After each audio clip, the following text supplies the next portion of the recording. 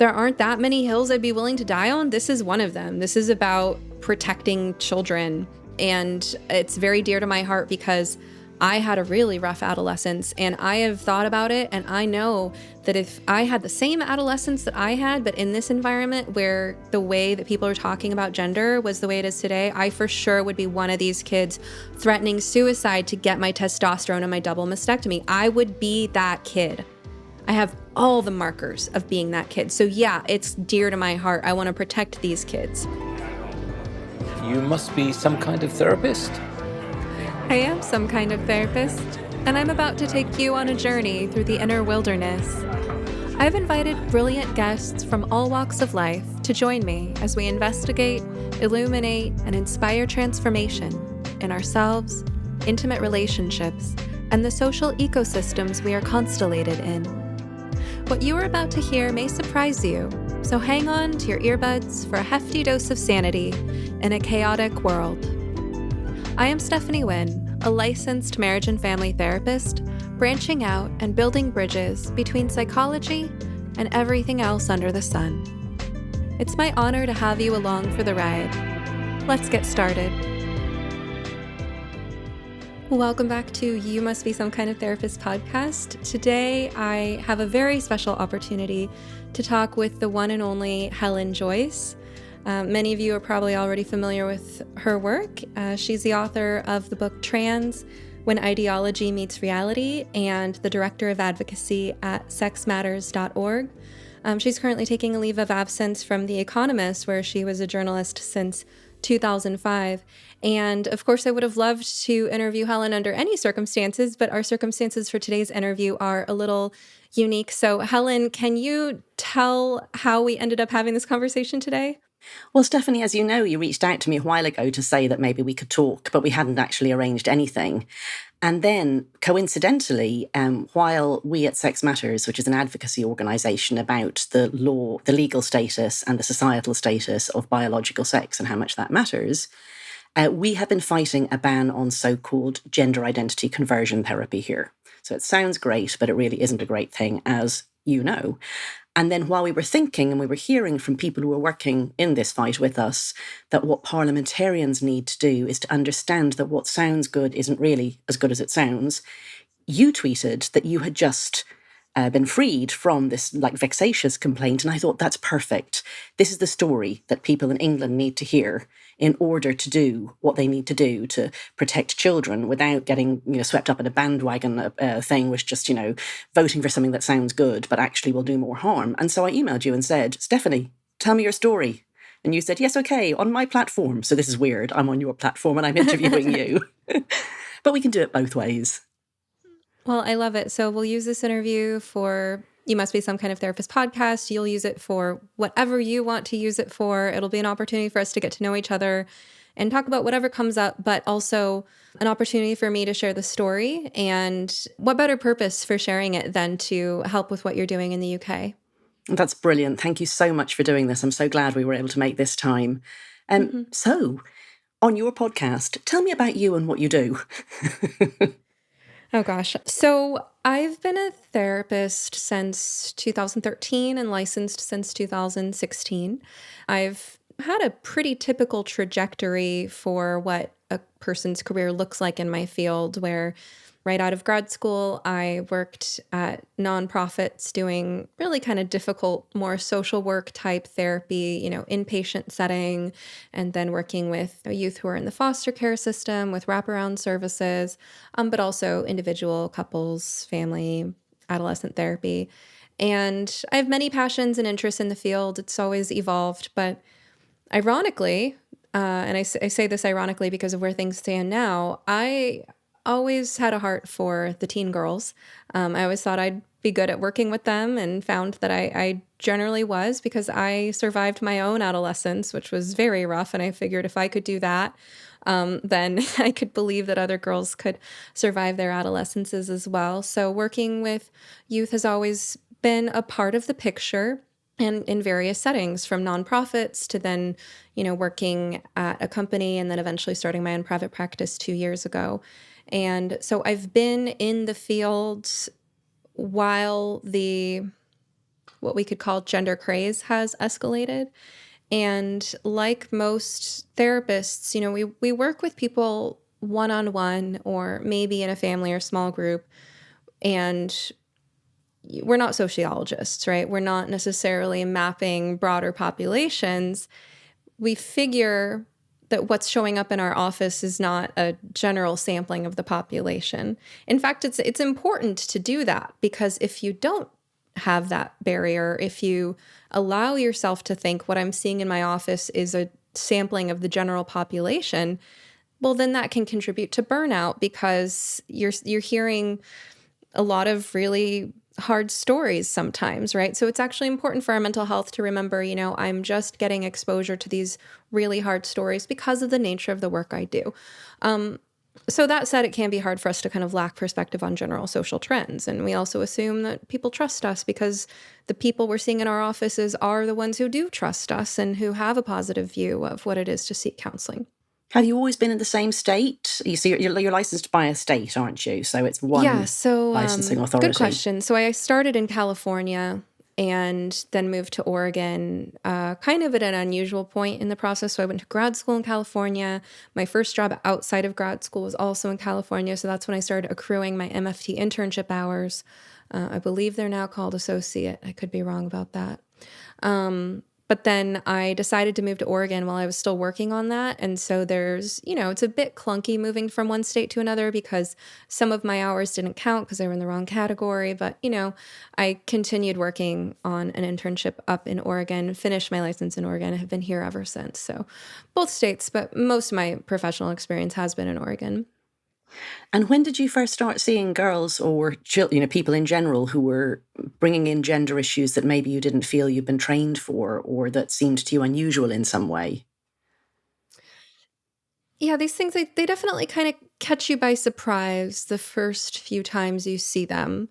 And as a therapist, you're also seeing people at different points in their story, right? So there were, and I'm going to be very vague to protect people's confidentiality, Of course. but there were some young women I worked with who had, chronic depression and anxiety because of family issues and health, maybe some genetic factors, oftentimes a long history of loneliness and isolation and social awkwardness.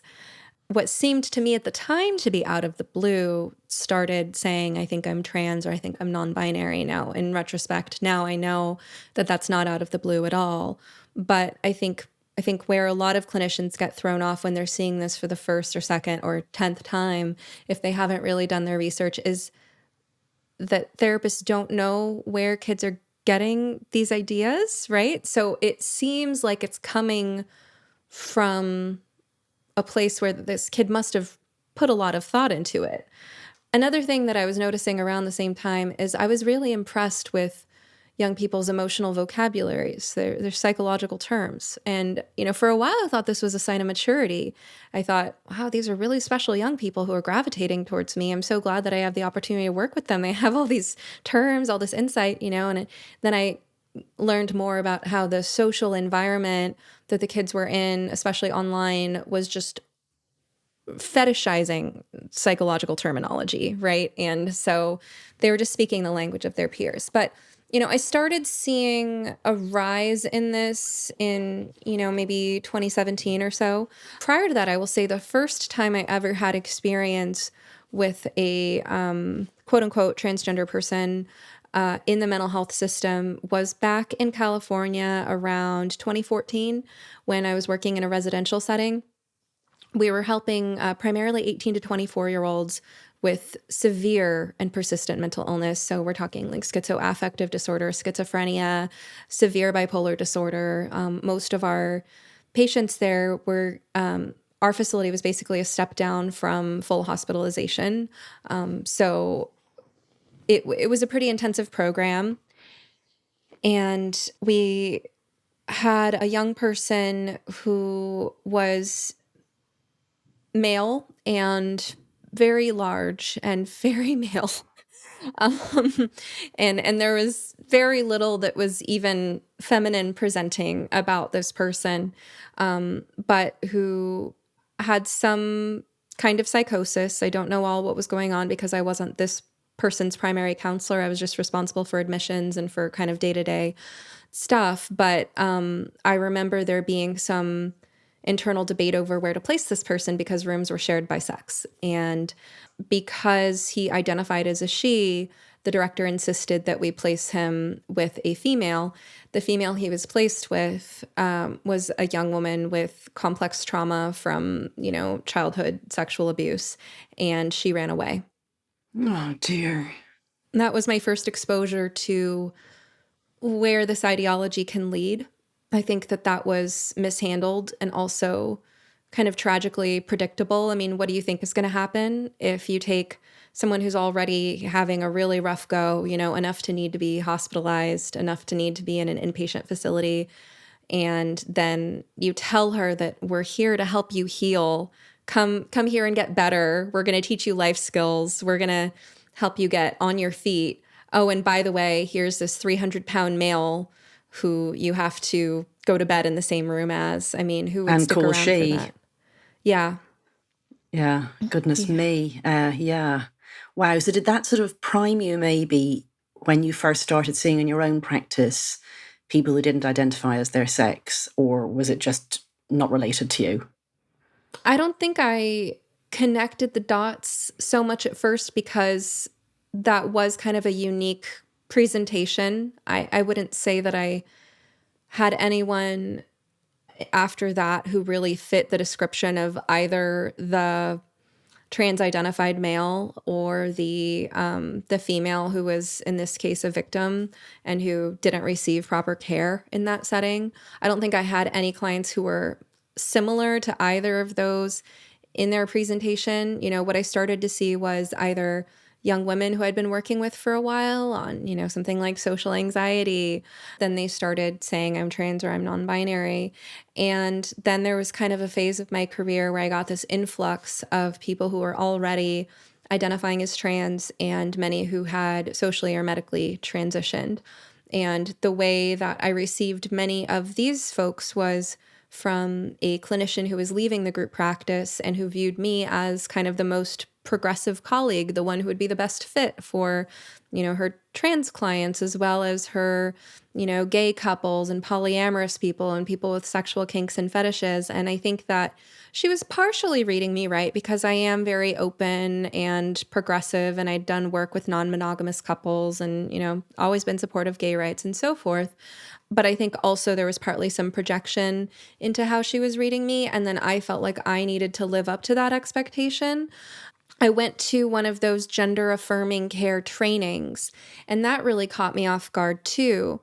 Partly because the company I was working for was more conservative than I was at the time.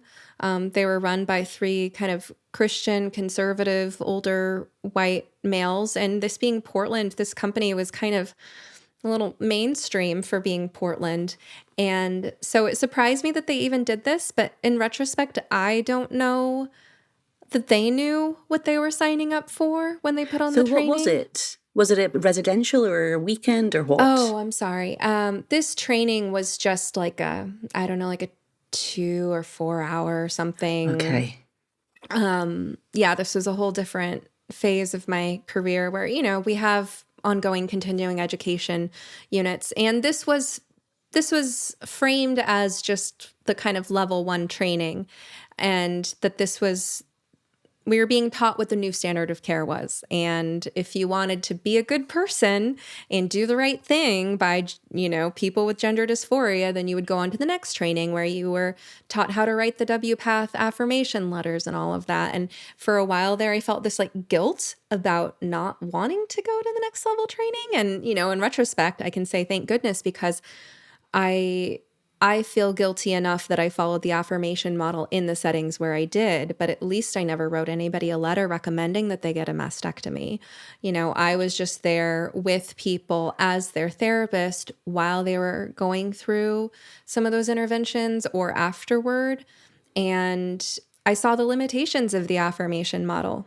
So what sort of thing did they tell you at this course? And roughly when was this as well? I wish that I had the materials. I've looked through my files, like, where is the packet that they gave me at that training?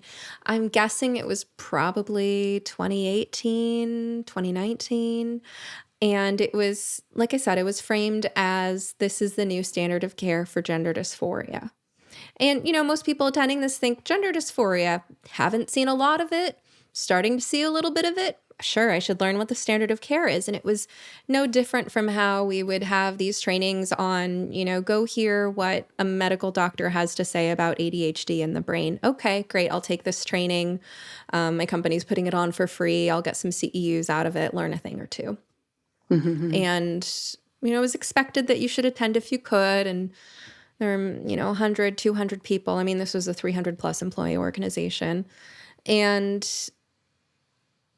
it's taken me a while to digest what happened there, because it's actually taken me years to process everything that I've taken in about gender and arrive to where I am. But at the time, it was my first time hearing these messages that you and anyone who's been studying this issue are well familiar with, the dead daughter or the live son message, right?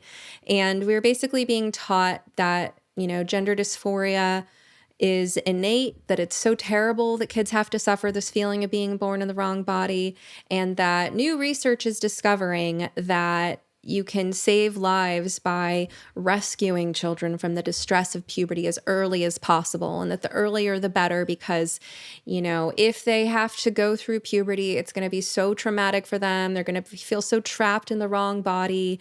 And really, this is the best thing that you can do, right? Is these poor gender dysphoric children who were born in the wrong body.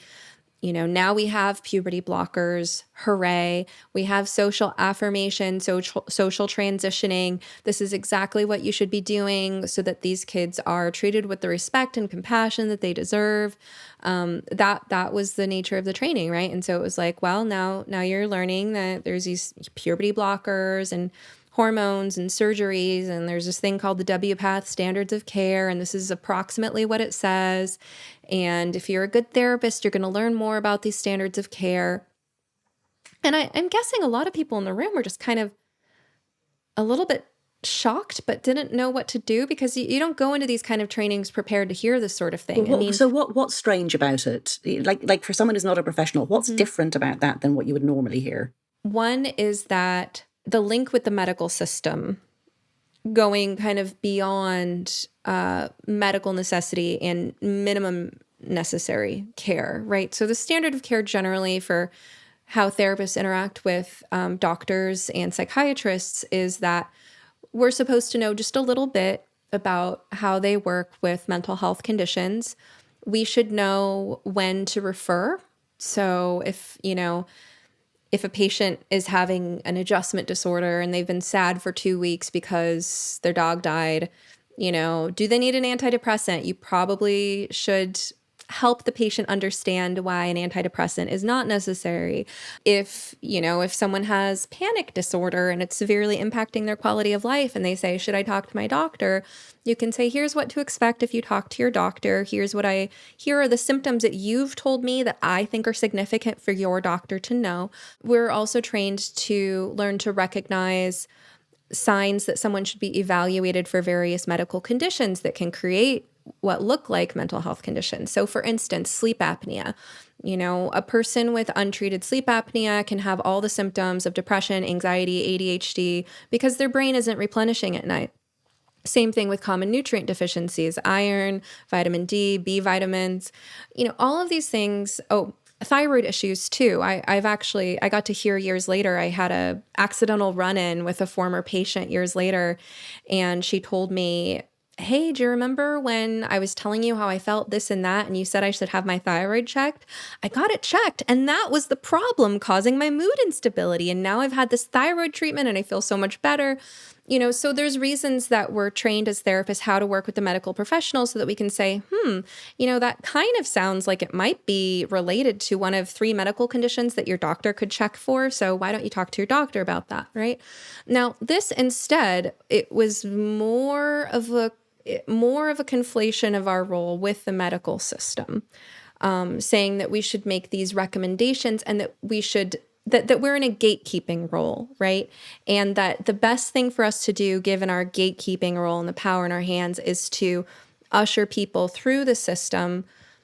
So that's one thing. And it's also, normally mental distress, you don't jump to the most extreme medical treatment for it, right? If someone, like I said, if someone's having some normal grief or loss or adjustment difficulties or situational anxiety or things like that, what you do is you normalize those feelings and you teach coping skills.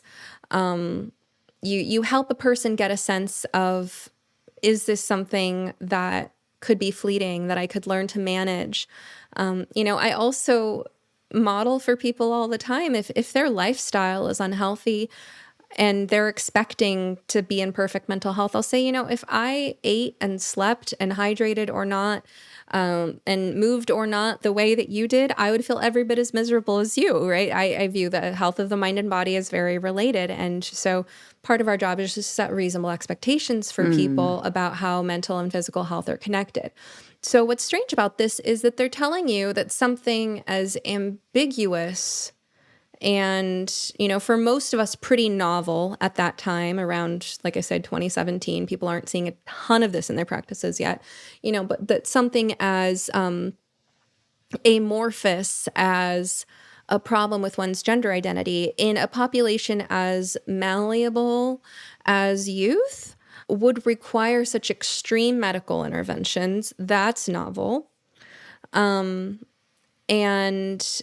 then the affirmation piece as well, right? Because it's normally part of our job with how we treat anything to be curious and ask questions. And it's not about disbelieving what our patients are telling us about their experience, but it's that their way of framing and understanding their experience is based on their limited perspective. They can't, necessarily see outside of their own brain. That's what our extra brain is there for, right? And they're not necessarily trained in psychology, nor should they have to be. So it is our job to help people get that outside perspective and think through their problems. And oftentimes it's good news that people don't have to go to the lengths they thought they had to go through. For instance, there's been times that I've helped someone discover that there was someone they really needed to cut out of their life. Like, this person is no bueno. But there have been other times that, maybe someone's come to therapy thinking this person in my life is toxic. Well, it turns out that person's actually not, they're not a sociopath. This is a normal human problem, and you can adjust your relationship by just tightening up your boundaries in a couple of areas. Being a more assertive communicator, turns out you can maintain a happy, healthy, maybe slightly more distant relationship with this person. There's been times that I help someone make the decision to quit a job. There's also been times I help them make a decision to change something about how they were relating to their current job, and then they didn't have to turn their whole life upside down, right? So it's good news that in therapy, we help people become less black and white, less rigid, and not feel the need to go to extremes to take care of their problem. That doesn't mean there's never cause for making some kind of big change.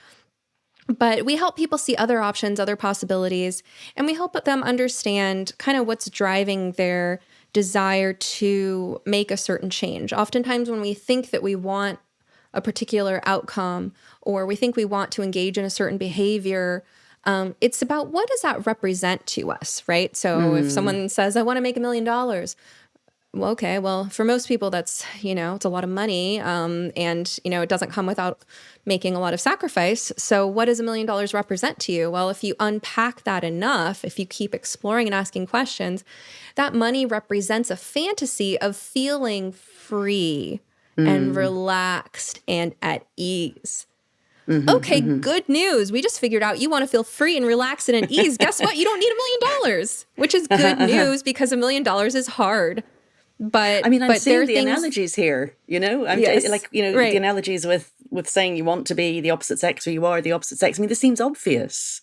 How is this not obvious to people who are within the therapy profession? And this is the response to that question of what's so different about the way that we're being taught to address gender, right? It's like, oh, we're being taught that the patient's self-diagnosis is correct, that it requires extreme, novel medical procedures we've never heard of before, that we should say, yes, you should go to that extreme end that you just decided, not that there are other ways to identify what you're wanting out of that fantasy. And maybe there's something a lot more accessible, a lot less permanent, that something that's a lot less work that would Yes. give you the same results of alleviating your distress and meeting your needs. Gosh, there are a few other reasons. I'm sure we'll think of them as we go, maybe. Like Yeah. you'll say, oh, there's another difference. Yeah. So you thought something was strange about it, but these were the standards of care. You had done your training. Did you start to put that into practice straight away, or what? Yeah. So, I mean, I often think about the Emperor's New Clothes as a good analogy here. And, part of how this ideology is so insidious is that it's presented as this is what you do and say and believe if you're a good person, right? And who doesn't want to be a good person? And especially if you lump in like gay rights. Well, this is, these are sexual minorities.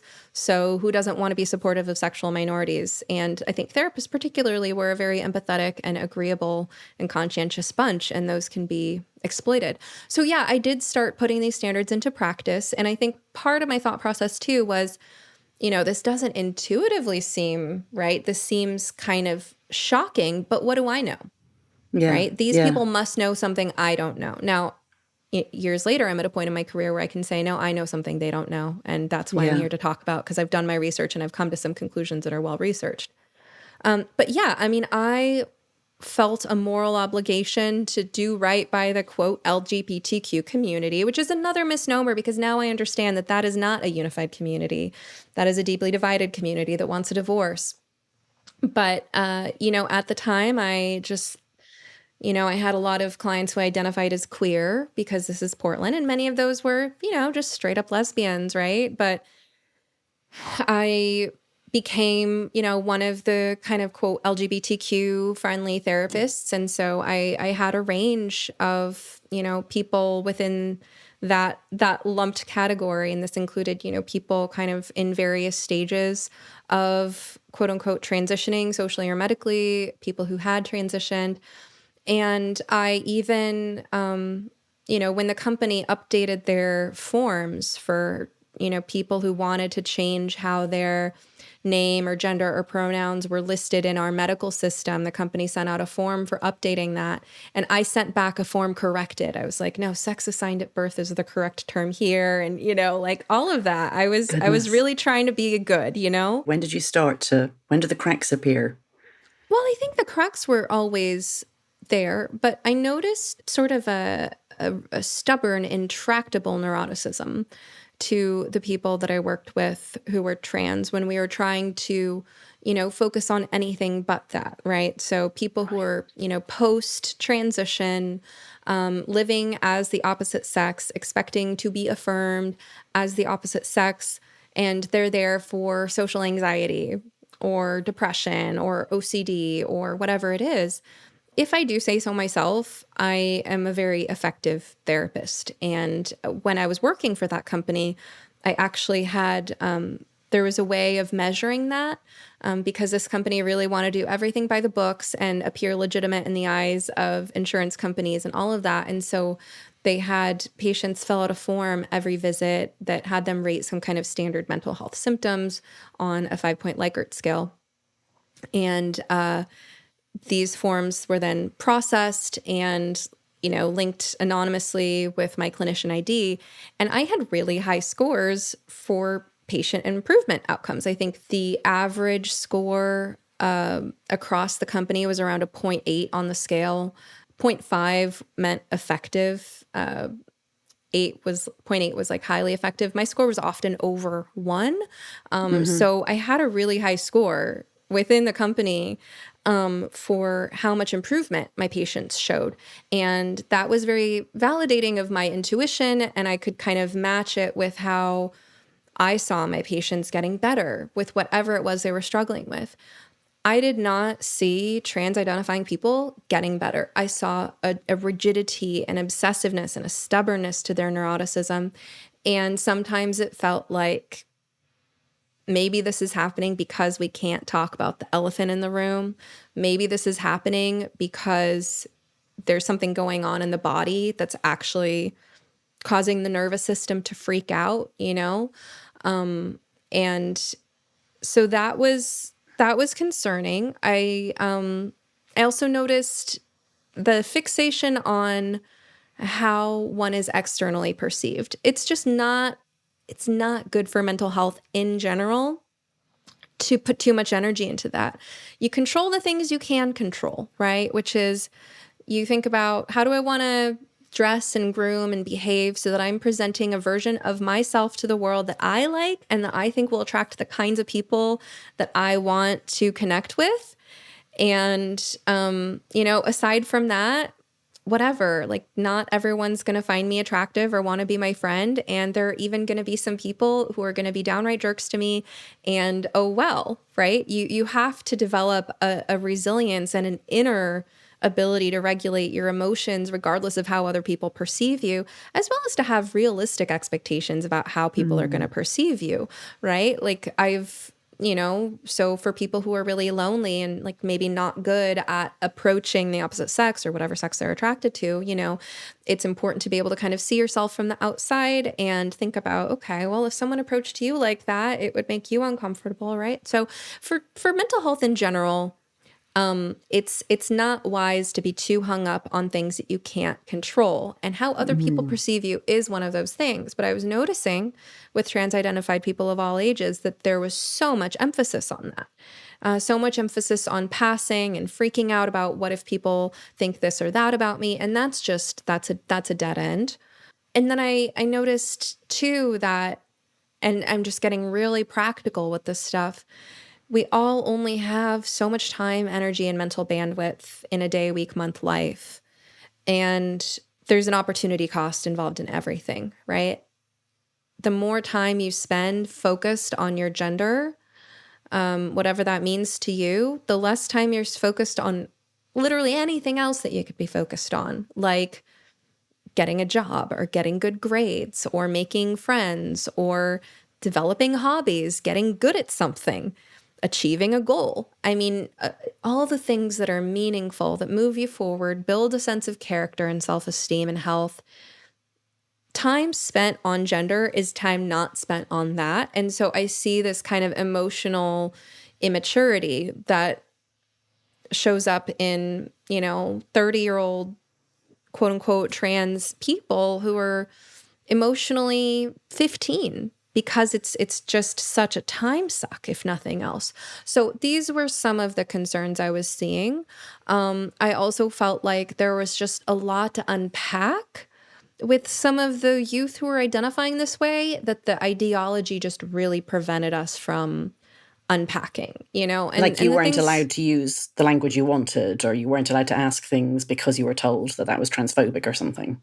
Well, internalized misogyny and homophobia, and we know this from Lisa Lippman's studies of detransitioners. Those are real things. And, the trans-identified youth that I worked with, many of them, I think, did have, they were gay, and they did have some sexist thoughts, but it was so wrapped up in the trans stuff that you couldn't talk about it. Another concern I have for youth is that I think there's this kind of epidemic of narcissism where energy that would normally be going outward toward being interested in other people, like having crushes and wanting to date and flirt and make out, all this stuff that's exciting when you're a teenager, that stuff gets introverted, introjected, and it becomes all about who am I as a sexual or gender identity, right? And I see, when I first got into working with teen girls, I was sure that we were going to spend a lot of time talking about crushes.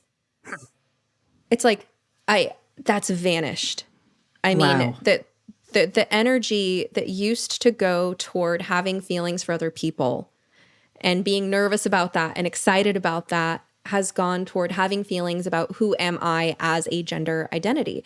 And so when I think about, these, what I would call lesbians, young, socially awkward lesbians, making it about their gender identity, it's like there's an avoidance of the real vulnerability of coming to terms with being a lesbian. And the reality of being a lesbian, it's hard. Your dating pool is a lot smaller. I mean, even if you live in a perfectly accepting society, even if there's no homophobia, just statistically, you have a smaller dating pool.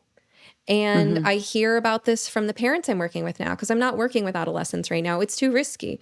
Just from the parents I'm working with, talking about their kids, it's like, yeah, some of them are just lesbians who are being taught this gender ideology that's so dangerous because it makes them think that their dating pool is bigger than it actually is. So much of Gen Z identifies as LGBTQ, but statistically it's just not possible because the rates of, what portion of a population is straight, gay, lesbian, bisexual, those rates are going to be pretty consistent because you can't change your sexual orientation. But there are people who are calling themselves bisexual, pansexual, this, that, and the other, who are really just heterosexual.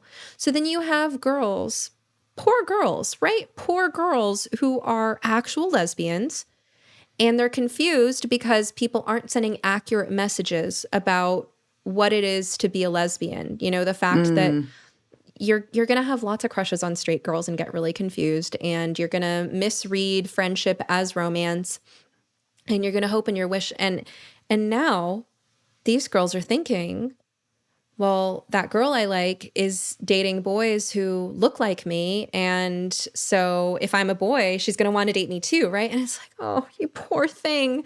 No, you can't trans the gay away. You can't make a straight girl like you just because you call yourself a boy. Like, honey, you have a smaller dating pool, and you need to get to know some other lesbians and accept that, so basically all the things that we should be talking about with young sexual minority youth, we're not, right? And same thing goes with the real causes of their social awkwardness and their discomfort with their bodies. All of that just gets eaten up by the trans identification, and then you can't talk about it. And all you're supposed to do is just affirm that that is who they are, and you can't explore, and it just really hinders what you can do as a therapist. And now I'm talking from my experience before I stopped working with adolescents, or my experience with people who were over the age of 18, or my experience with parents. There's a lot more I could say, but I'm sure you want to jump in here. So yes, you started to notice that they weren't getting better, that there were things you badly wanted to talk to them about that you just couldn't because this trans identification was getting in the way, and that they seemed emotionally literate, but that was like a linguistic thing. It didn't seem to go any further than that. When did you start to think, I'm just not doing the right thing, I need to do something different, or was that not how it played out? For me, one very necessary step in freeing my mind was going into private practice, which happened to coincide with the pandemic. So Right. I worked for that company from 2016 to 2020. I decided in February of 2020 that I was going to start my private practice in June. And I cared about my employer and my clients enough to give 3 months notice. If I'd just given 1 month notice, I would have been giving notice during the pandemic, and maybe I would have changed my mind. But I actually gave notice in March, right before it became clear that we were actually heading into a global pandemic. And then it was like, well, okay, this changes everything, but I already said I'm leaving this job. I already said I'm starting my private practice, so I guess I'm just going to do it. Turned out that leap of faith worked wonderfully for me because I started my private practice online without having to pay rent. So that was actually kind of a welcome. And were you still working with kids then? I was I was working with a few minors, a few but they were getting close to 18. Right. And was that a decision? Was that a decision to do with gender issues or law? I think subconsciously, before I left the company, I was kind of slowing down on young people because a part of me was going, there's something not right here, and I haven't figured it out yet, and I don't know exactly what I think. And I think there were a few other cases I saw where, like, without sharing too much information, there was someone who had a very terrible trauma history and no history of gender nonconformity, who suddenly started identifying as trans. And that was one of those clear cut, well, it was just so obvious to me that she just didn't feel safe being female. And I wanted to talk about that. but of course I couldn't, so it was things like that I think subconsciously I became more hesitant to take on new adolescent clients until I figured out what was going on. And can I ask about the legal framework in Oregon around then? Like, at what point did any of the standards of care or anything like that really impact on what you could legally do? I don't think I thought too much about it while I was working at that company and following the normal standards of care. But I'll kind of pick up on this transition to private practice because that was a part of it. Okay. Because I needed to get out of that social environment. And so for the last 3 months of that job, I worked at home anyway because it was the early stages of the pandemic, but I was also setting up my private practice in the meanwhile. And then I started working for myself exactly 2 years ago. It was June of 2020, and it was the first summer of the pandemic. So being the first summer of the pandemic, on the one hand, I was very busy because I was starting a private practice. But on the other hand, I had a lot of free time on my hands because we were all locked in. So I spent a lot of time gardening and a lot of time listening to podcasts. And I'm trying to think of where this started. It might have actually started with Dark Horse Podcast. I feel like there was some stuff going on prior to that, especially with regard to my changing views on race issues, which we're not going to get into today because that's a whole other can of worms. But I remember I started listening to Dark Horse Podcast that summer. And at some point on Dark Horse Podcast, I heard them talk about Abigail Shrier. I read her book. I read Deborah Soh's book. Or Saw, I don't know how to say her last name. And I remember them talking about trans rights activists attempting to suppress the stories of detransitioners. Right. And that caught my attention because that might have been the first time I heard the term detransitioner. And I thought, I need to know about this. There's something being suppressed here. There are people who were trans and then stopped. That is validating some kind of spidey sense I've had, right? That I need to start hearing about this. So that's when I started listening to a lot of detransitioner interviews and, reading and watching and listening. And the whole house of cards just came tumbling down.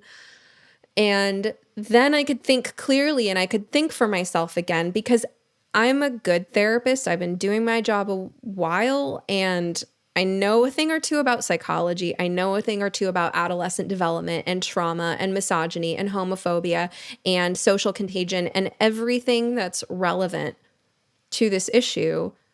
And suddenly I no longer had this groupthink standing in my way of thinking clearly about what was really happening. So it was about 2 years ago that everything started to shift for me. And then it took kind of an incubation period of really only talking to a very small number of people and doing a lot of reading, watching, and listening before I was ready to come out and join the public conversation. And I did that in September of 2021. That's when I joined Twitter, started blogging. I remember. I remember. I think I probably saw your first tweet on the topic because those things. Aw. Yeah. Because as soon as somebody else says, the experience we've all had, it's the same for everybody. Everybody thinks there's something wrong here. Everybody thinks I must be missing something. Everyone's quiet for a while they're gathering data, and then suddenly you're sure. It all comes tumbling down, like you say.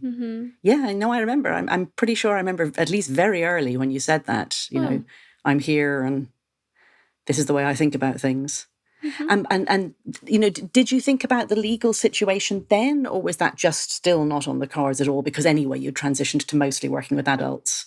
I think I was worried not so much about any particular laws at first, but my first concern was I don't want my patients to find me, but I can't not be online talking about this stuff, right? So there were a few patients that I found their social medias and I blocked them because I didn't want them just stumbling across my tweets with, some trans rights activist recirculating my tweet as a TERF. And I didn't want that happening. But you never know, right? But I also kind of had to take my chances. So my main concern was for client welfare, not in the sense of, am I going to get into some kind of legal trouble, but is some someone I've worked with going to have some kind of crisis of faith when they discover that their therapist, who they thought that highly of, who they thought, respected and understood them for being their true, authentic self, actually didn't. And I was more worried about the impact that would have on their psychology,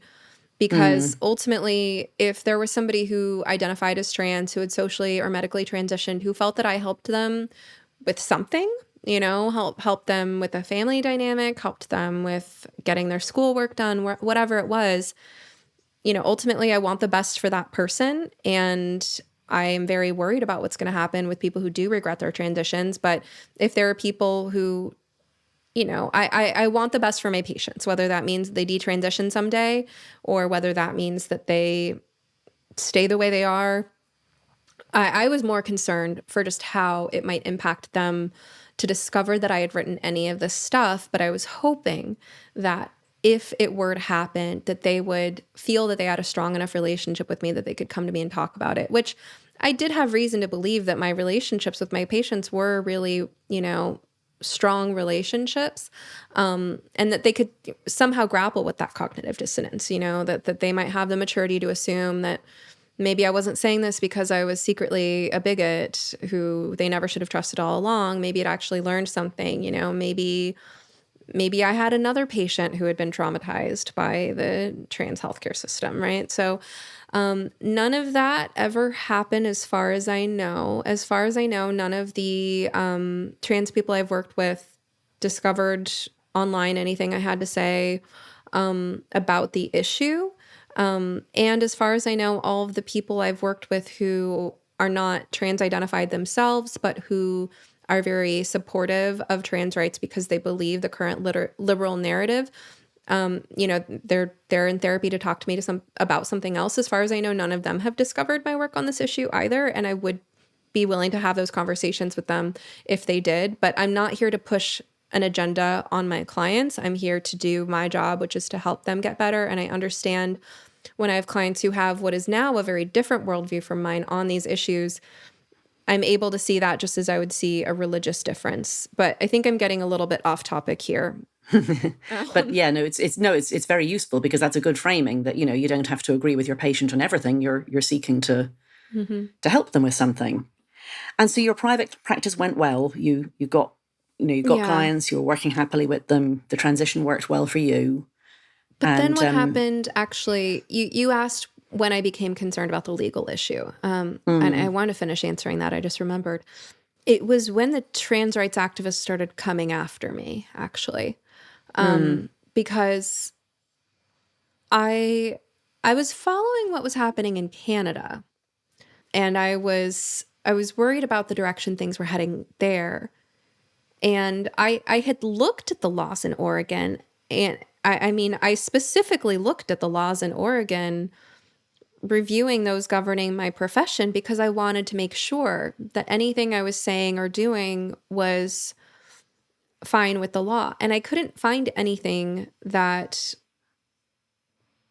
I couldn't find anything at first that gave me reason to feel scared for myself. But I was looking at what was happening in Canada. And then when the trans rights activists started coming after me and accusing me of doing conversion therapy just because I am a therapist who's talking online about the harms of gender ideology and medicalization, somehow, somewhere in that process, I think one of the trans rights activists linked to an article where I had to go a very circuitous route to find that basically, even though there was nothing written into Oregon law exactly in the sections where you would think to look, that I think it was like 2016 that nationwide in the US, conversion therapy was redefined. And then each state enacted that differently. And in Oregon, the redefined version of conversion therapy was illegal for minors. So it was really, the problem was that on a nationwide level, conversion therapy had been redefined. And I had to go a circuitous route to find exactly what that meant.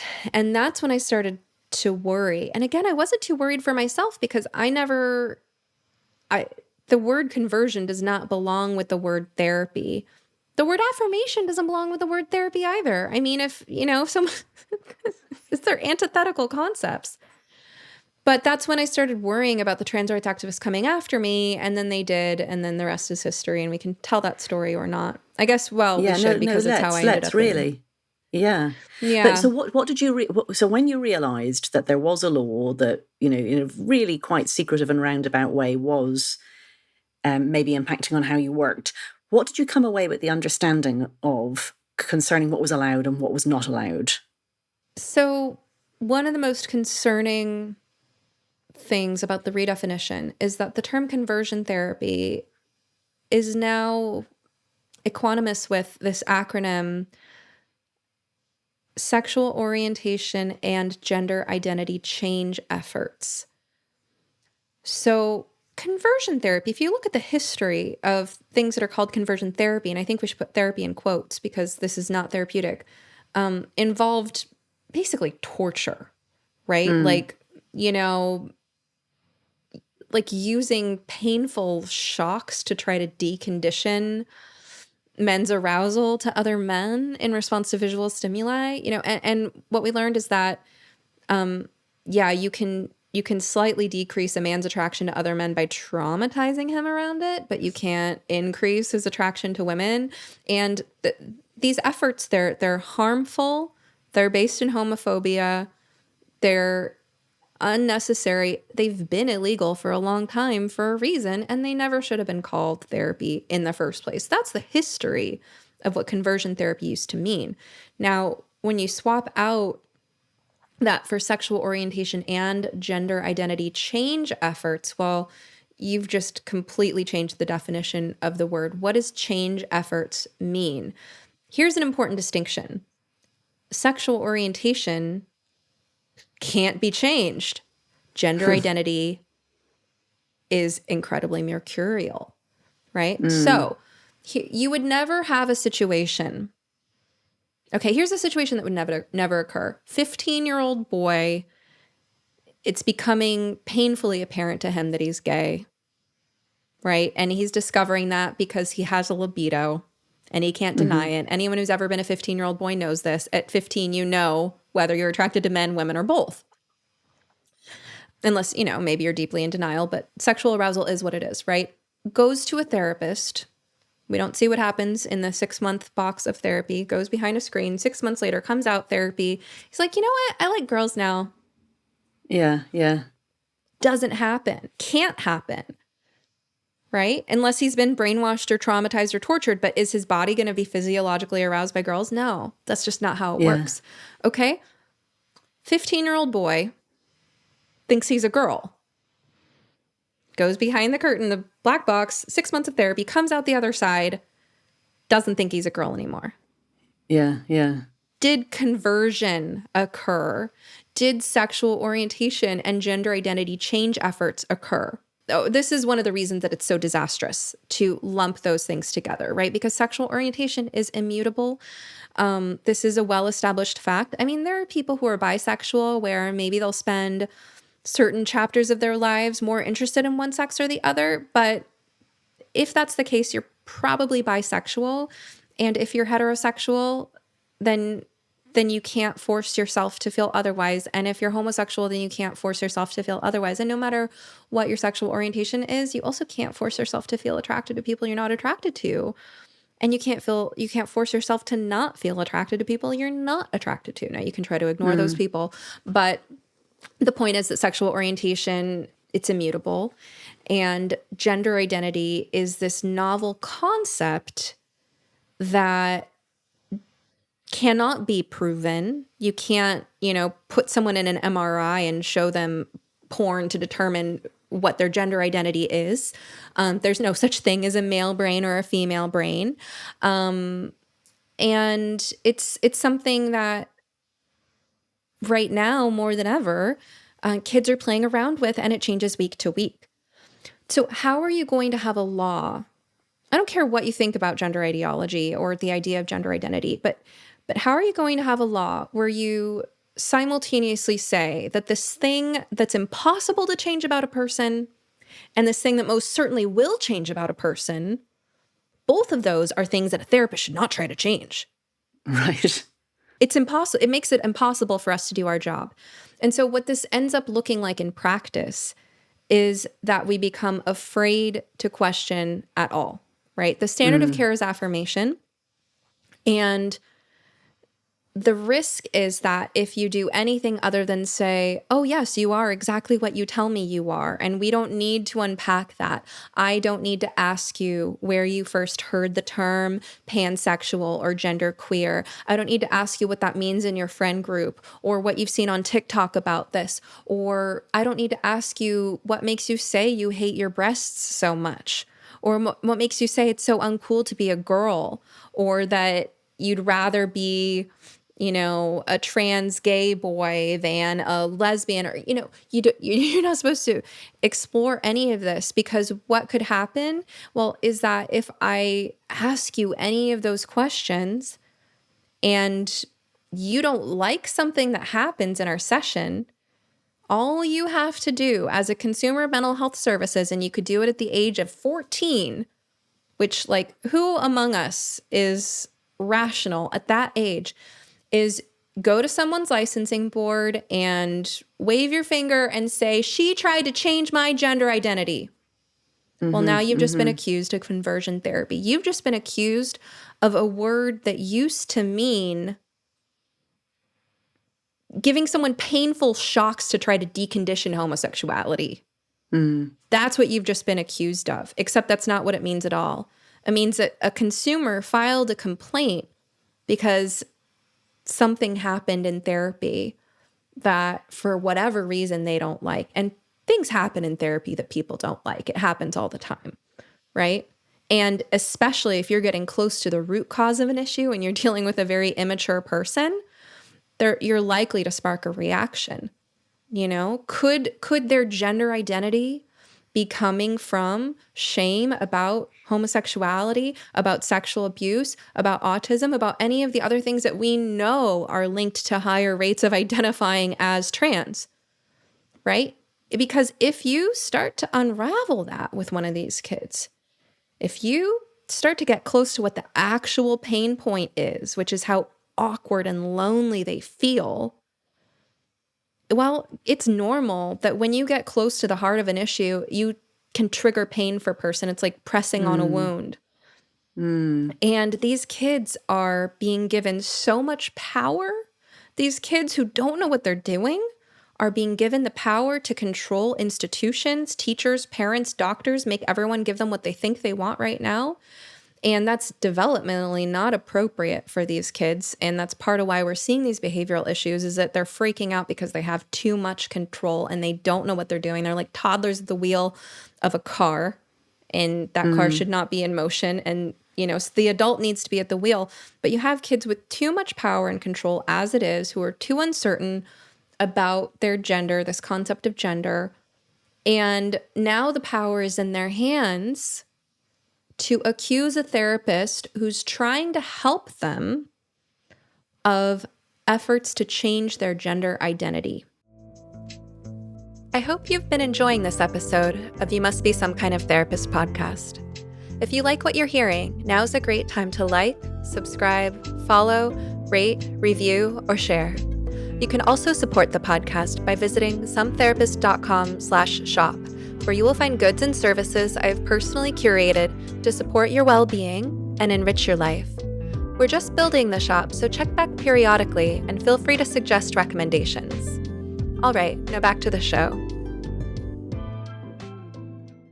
Are there any safeguards built into the law of any sort, like any attempt to say what good therapy is, or, that responsible therapists will do this, that, and the other, and that doesn't count as conversion therapy? I think we should take a moment to pull these laws up, if you don't mind. This is very interesting. This is a document from the American Medical Association, I presume. And it says, so-called conversion therapy refers to any form of intervention, such as individual or group, behavioral, cognitive, or milieu/environmental operations, that attempts to change an individual's sexual orientations or sexual behaviors, sexual orientation change efforts, SOCE, or an individual's gender identity Gender identity change efforts at GICE. Practitioners of change efforts may employ techniques including aversive conditioning, e.g., electric shock, deprivation of food and liquids, smelling salts, and chemically induced nausea, biofeedback, hypnosis, and masturbation reconditioning. I want to stop right there because they're addressing what I was just saying, right? That in order to attempt to change someone's sexual orientation, you would have to use techniques like this and you would still fail. You would just traumatize someone, right? These are conditioning techniques that are trying to change behavior and how it's wired in the brain. But what they're failing to see here is that gender identity is not a thing that people are attempting to change through any of these methods, and gender identity is much more malleable. So here it says, underlying these techniques is the assumption that homosexuality and gender identity are mental disorders and that sexual orientation and gender identity can and should be changed. This assumption is not based on medical and scientific evidence. Professional consensus rejects pathologizing homosexuality and differences in gender identity. In addition, empirical evidence has demonstrated that homosexuality and trans and non-binary gender identities are normal variations of human identity and expression not inherently linked to mental illness.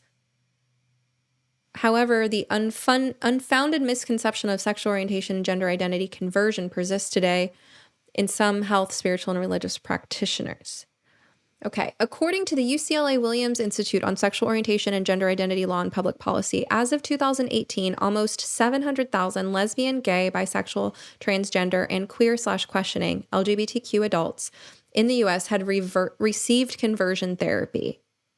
In addition, an estimated 57,000 youths will receive change efforts from religious or healthcare providers before they turn 18 years old.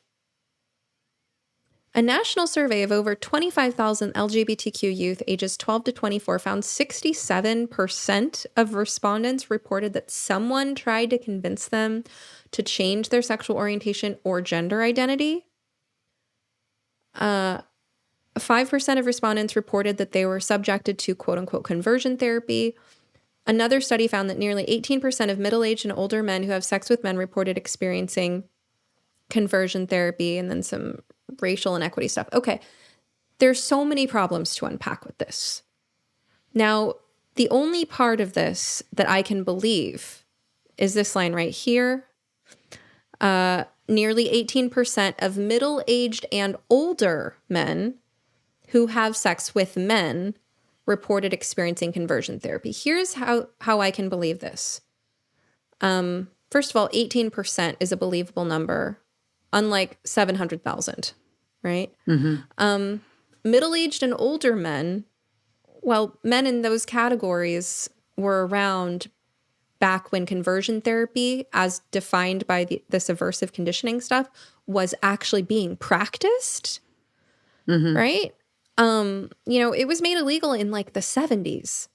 So this is believable, right? That there are older gay men who were victims of aversive conditioning before it was made illegal. But, okay, so how they're defining conversion therapy here, though, is,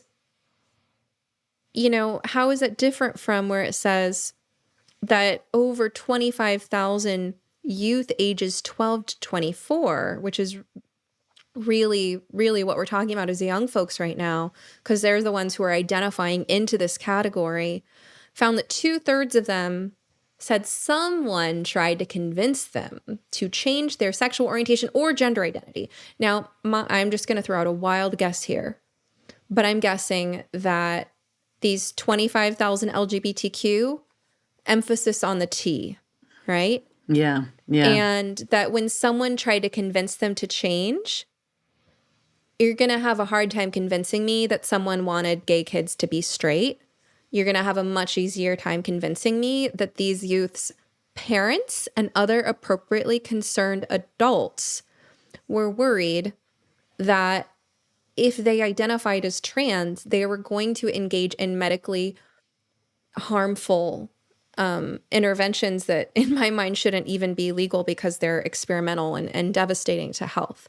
So this is the danger of the redefinition of conversion therapy, right? Is they say that conversion therapy is this awful thing with use of aversive conditioning and masturbation reconditioning and hypnosis, right? These extreme physically invasive maneuvers to try to get someone to change something that's fundamental about them. Well, yeah, that would be true if we were talking about homosexuality, but if you're lumping it with this fluctuating concept called gender identity, and then you're saying there's no reason to change it, well, okay, here's why you might want to consider being more flexible with gender identity. Because homosexuality can't be changed, and there's nothing wrong with being gay. Being gay is not a danger to your health. Being gay doesn't hurt anyone. Being gay doesn't cost anyone medical bills, doesn't cost taxpayer dollars. Being gay doesn't require that the whole world agree that you're something that you're not. Being gay and just asking people to treat you with basic human decency, that's just fundamental human rights. That's just natural variation, as they're saying, right? Natural variation, right? So when it says empirical evidence has demonstrated, yes, I would agree that homosexuality is a normal variation of human identity and expression, that it's not a mental illness. Yes, we agree.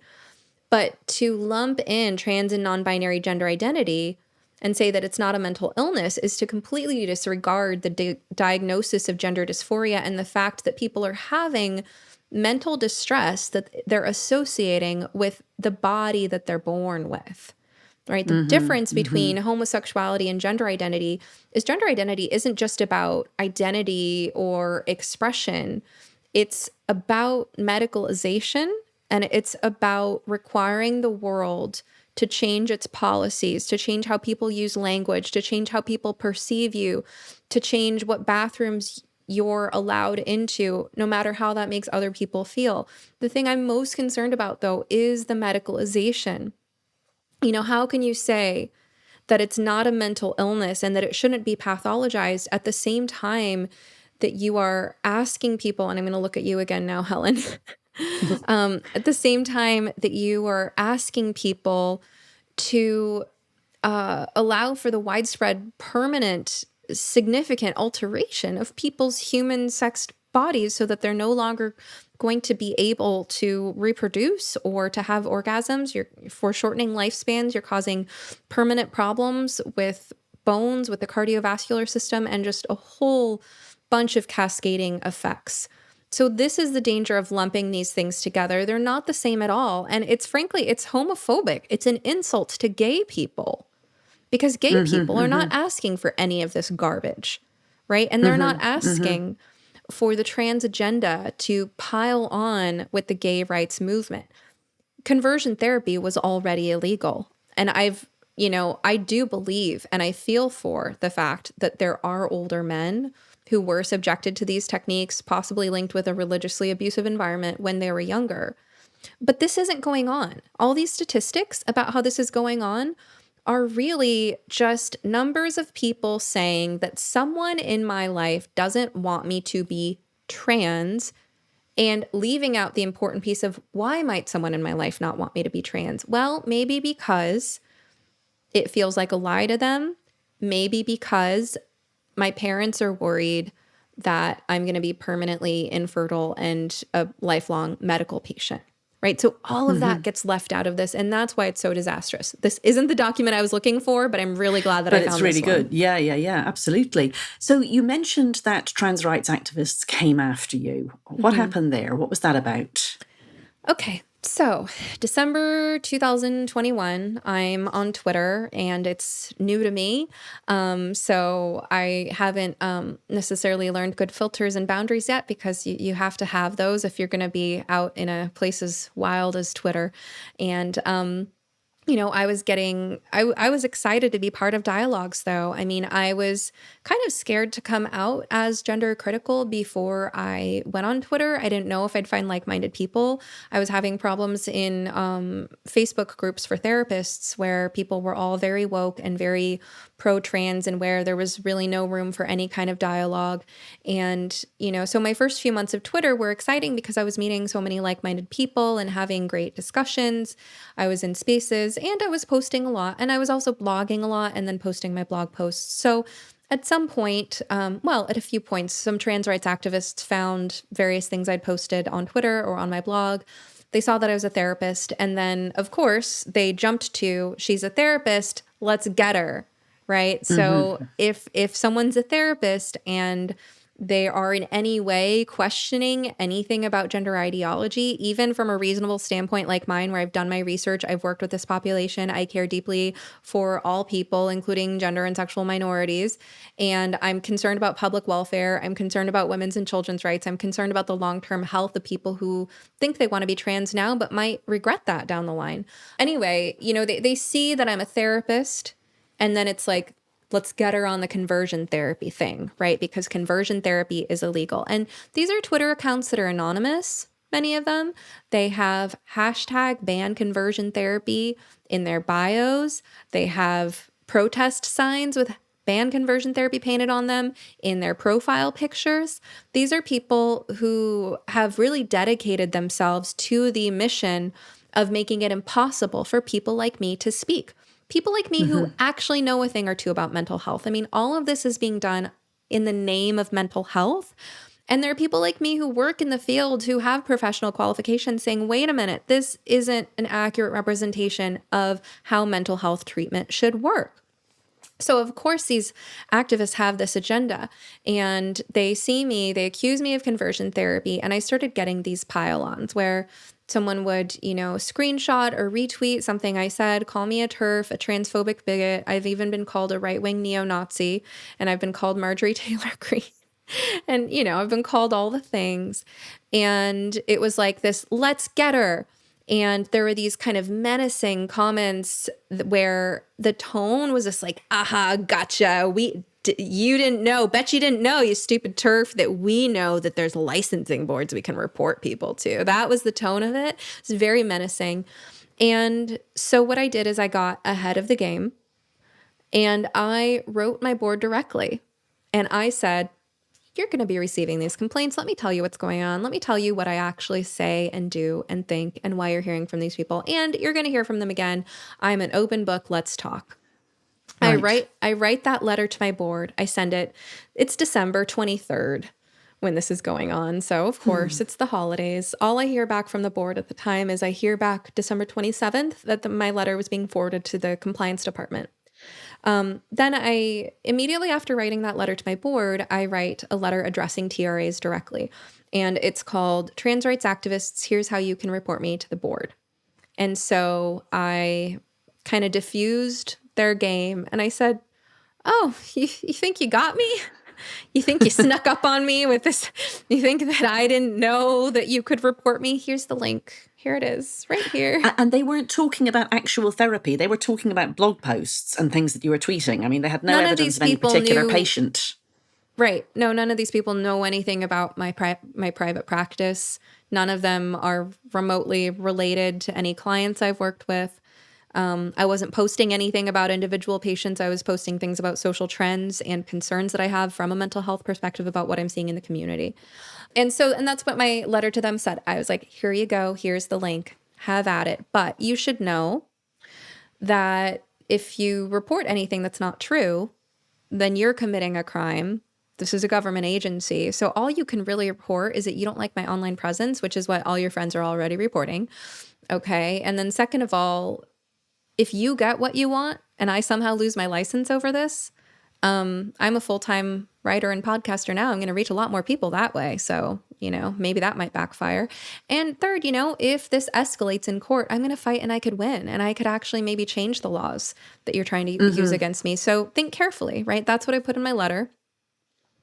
And I was like, I'm just not the right person to pick a fight with. And so I pinned that tweet to the top of my Twitter bio, and I also mega blocked all the TRAs who were piling on, and it stopped. And I could catch my breath because, I was, getting a lot of this stuff coming after me, and I needed to do something to put up a shield, and that did it. And then it was crickets for a long time. I didn't hear from my board. There weren't there wasn't too much drama with TRAs, or when there was, I would just block them instantly.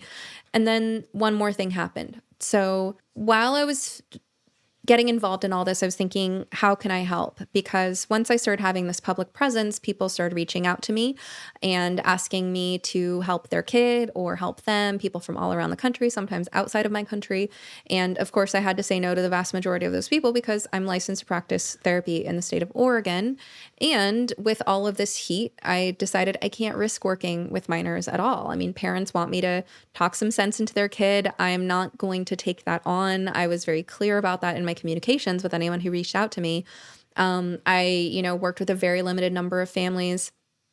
And I decided really that where I could help most was with the parents. Now, at the time, I was feeling pretty busy, so I couldn't take on all the parents reaching out to me, but I decided to start a support group for parents in Oregon who felt like their youth matched the description of rapid onset gender dysphoria. I started running that group in January, but between January and over the next few months, I went on vacation, I got COVID. So there were a number of interruptions. It wasn't, weekly right from the start, but the group started in January. Parents were reaching out to me. The emails were all, pretty standard. My son started calling himself a girl 6 months ago and, stories like that. And this one parent reached out to me, seemed pretty normal on the surface, came to one meeting ever, only one meeting, and was very emotionally dysregulated during that meeting. And the story didn't really make a lot of sense, but I just chalked it up to, this is someone going through a hard time. These parents are worried sick. It's normal for parents to be worried sick. After attending this one meeting, this parent sent me a number of escalatingly aggressive and convoluted emails, none of which I responded to. There was only brief, polite responses from my assistant, who at first just said, well, sounds like there's a lot you need to talk about. Would you like me to schedule a one-on-one with Stephanie? Here's her hourly rates and her availability. That's all my assistant did. My assistant was just trying to help like office staff, right?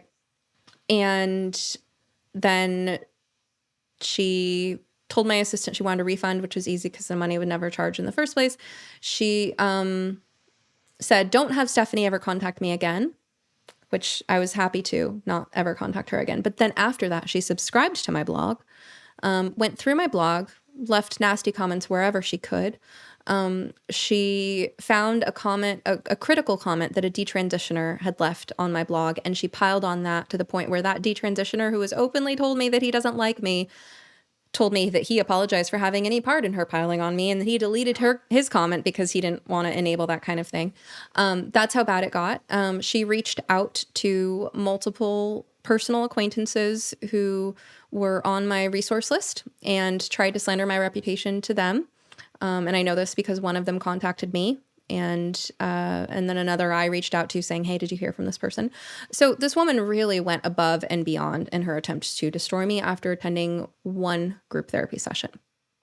And then she made a board complaint. I didn't find out about that until a few months later.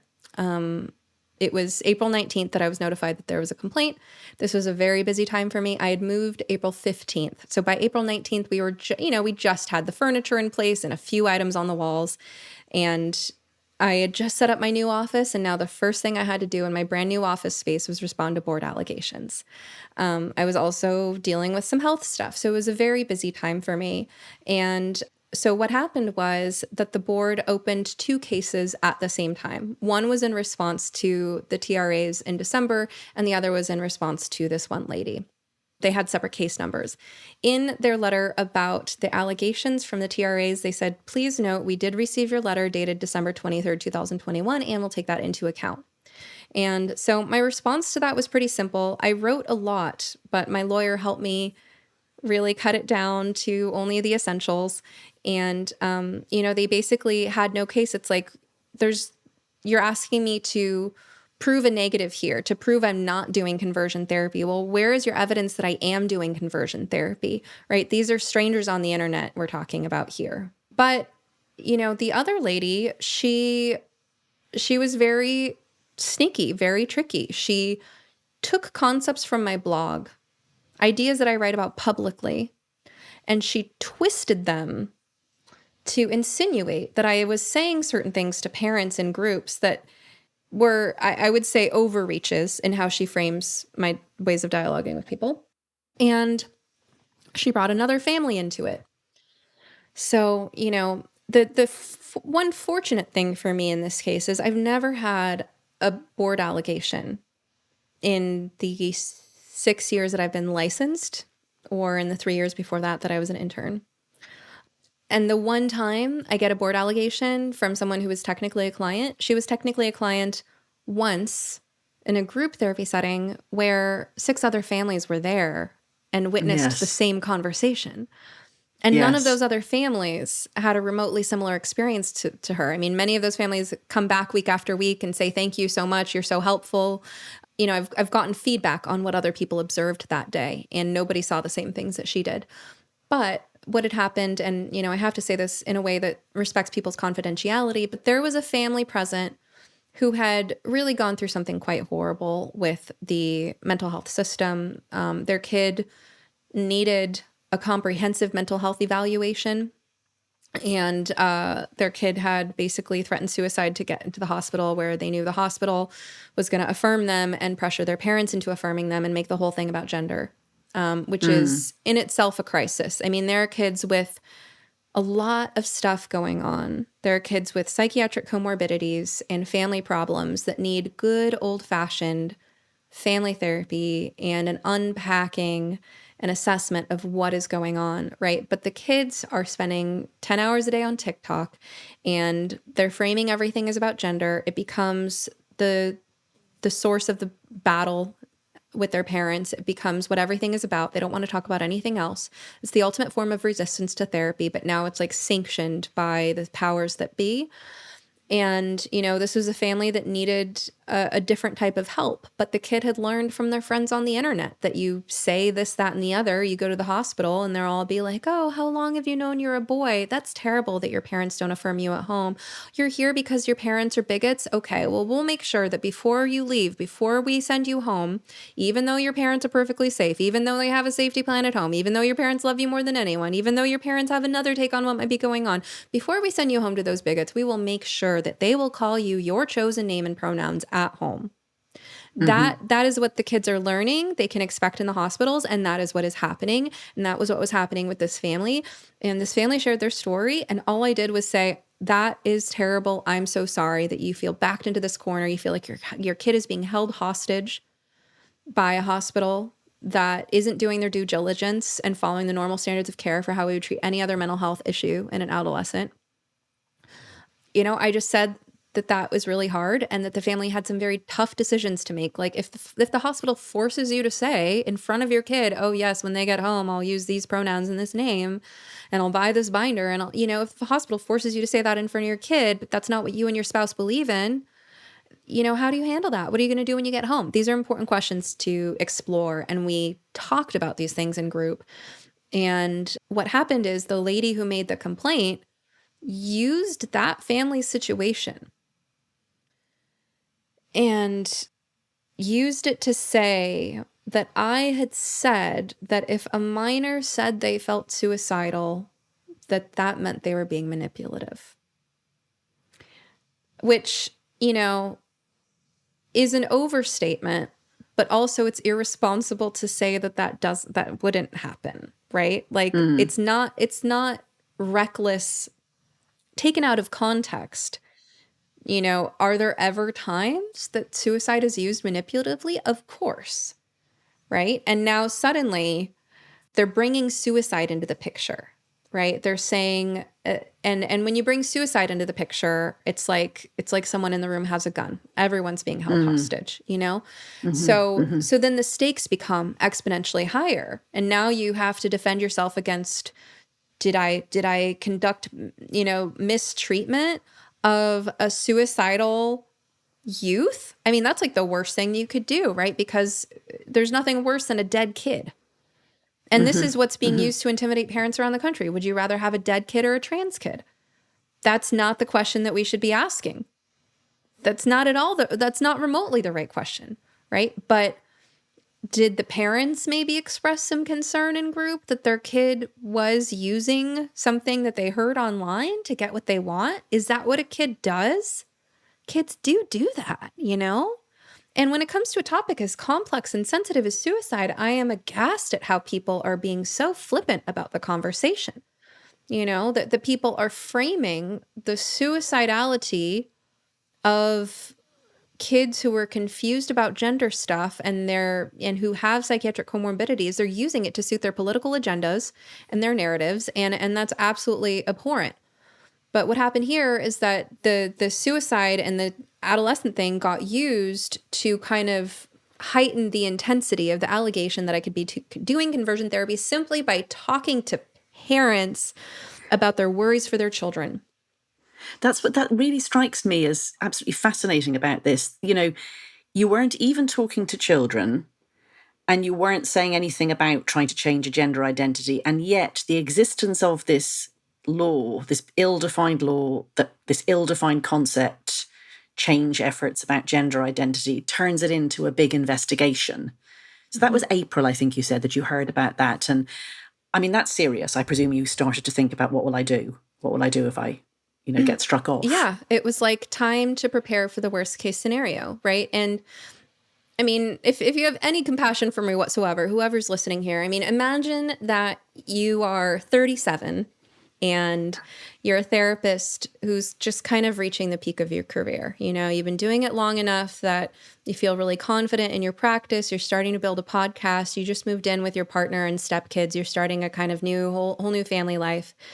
And this thing that you've worked so hard to build, this thing that has been your source of income and the only reason you've ever achieved any degree of financial security, is now being threatened because you care about kids, because you're willing to believe parents who care about their children, because you're aware that adolescents can't make good lifelong decisions, because you yourself would probably be dead if anyone had let you make lifelong decisions at that age, right? You know, you're a therapist in the middle of your life, just kind of reaching this point where you feel secure and you feel like you're making a difference in the world. And then because you care, and because you care enough to say things that are hard to say in public that you'll get toasted for, like, now everything you've worked for is potentially going down the drain and you have to look at what plan B and plan C are. And I was willing to die on this hill. There aren't that many hills I'd be willing to die on. This is one of them. This is about protecting children.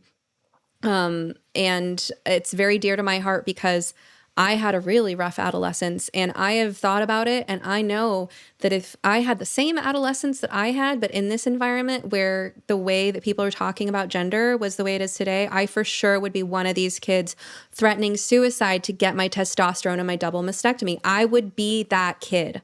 I have all the markers of being that kid. So yeah, it's dear to my heart. I want to protect these kids. I was willing to take that risk because I have the gift of gab. I'm a good writer. I'm a good speaker. And I was building my blog and building my podcast. And it's like, well, plan B, I'm a writer and speaker now. And I find a way to monetize my podcast. And, I'm selling this house. So the money I used to sell the house, I used that to get the next chapter of my life on my feet.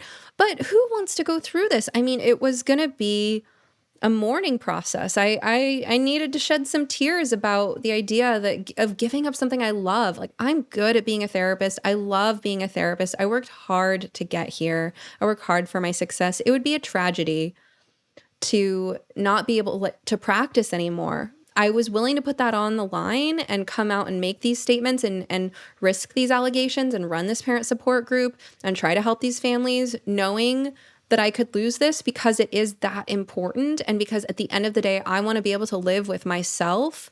And if I'm going to be a good therapist, I also have to be a good role model of what it is to be a good human being. And that means being ethical and courageous.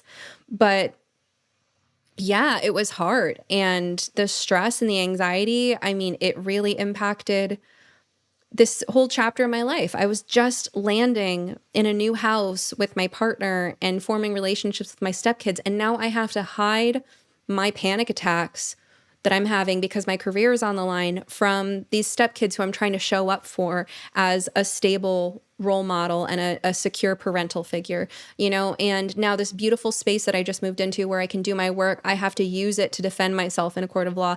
And the partner who I'm delighted to be supported by, who's, cooking meals for me and helping me with the chores, now I have to lean on his support, not for achieving our shared dreams, but for keeping me sane during this time. And I leaned very heavily on him and leaned very heavily on all my resources. It took, dozens of hours each week to be talking to my lawyer and writing and rewriting my responses and talking to all my supports and dealing with, days that I couldn't do more than the minimum amount of work because I was just too anxious.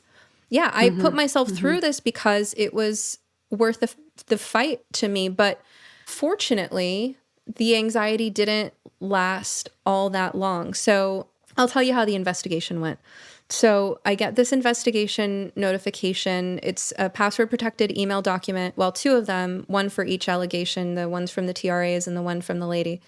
And the way I first find out is I see my phone ringing. I'm cooking a late lunch. I already have low blood sugar and I'm hungry and kind of shaky, and I'm cooking a late lunch in the middle of a busy day. And I see my phone ringing and it says State of Oregon, and my heart skips a beat and I feel flushed and I'm having this like kind of vagal response.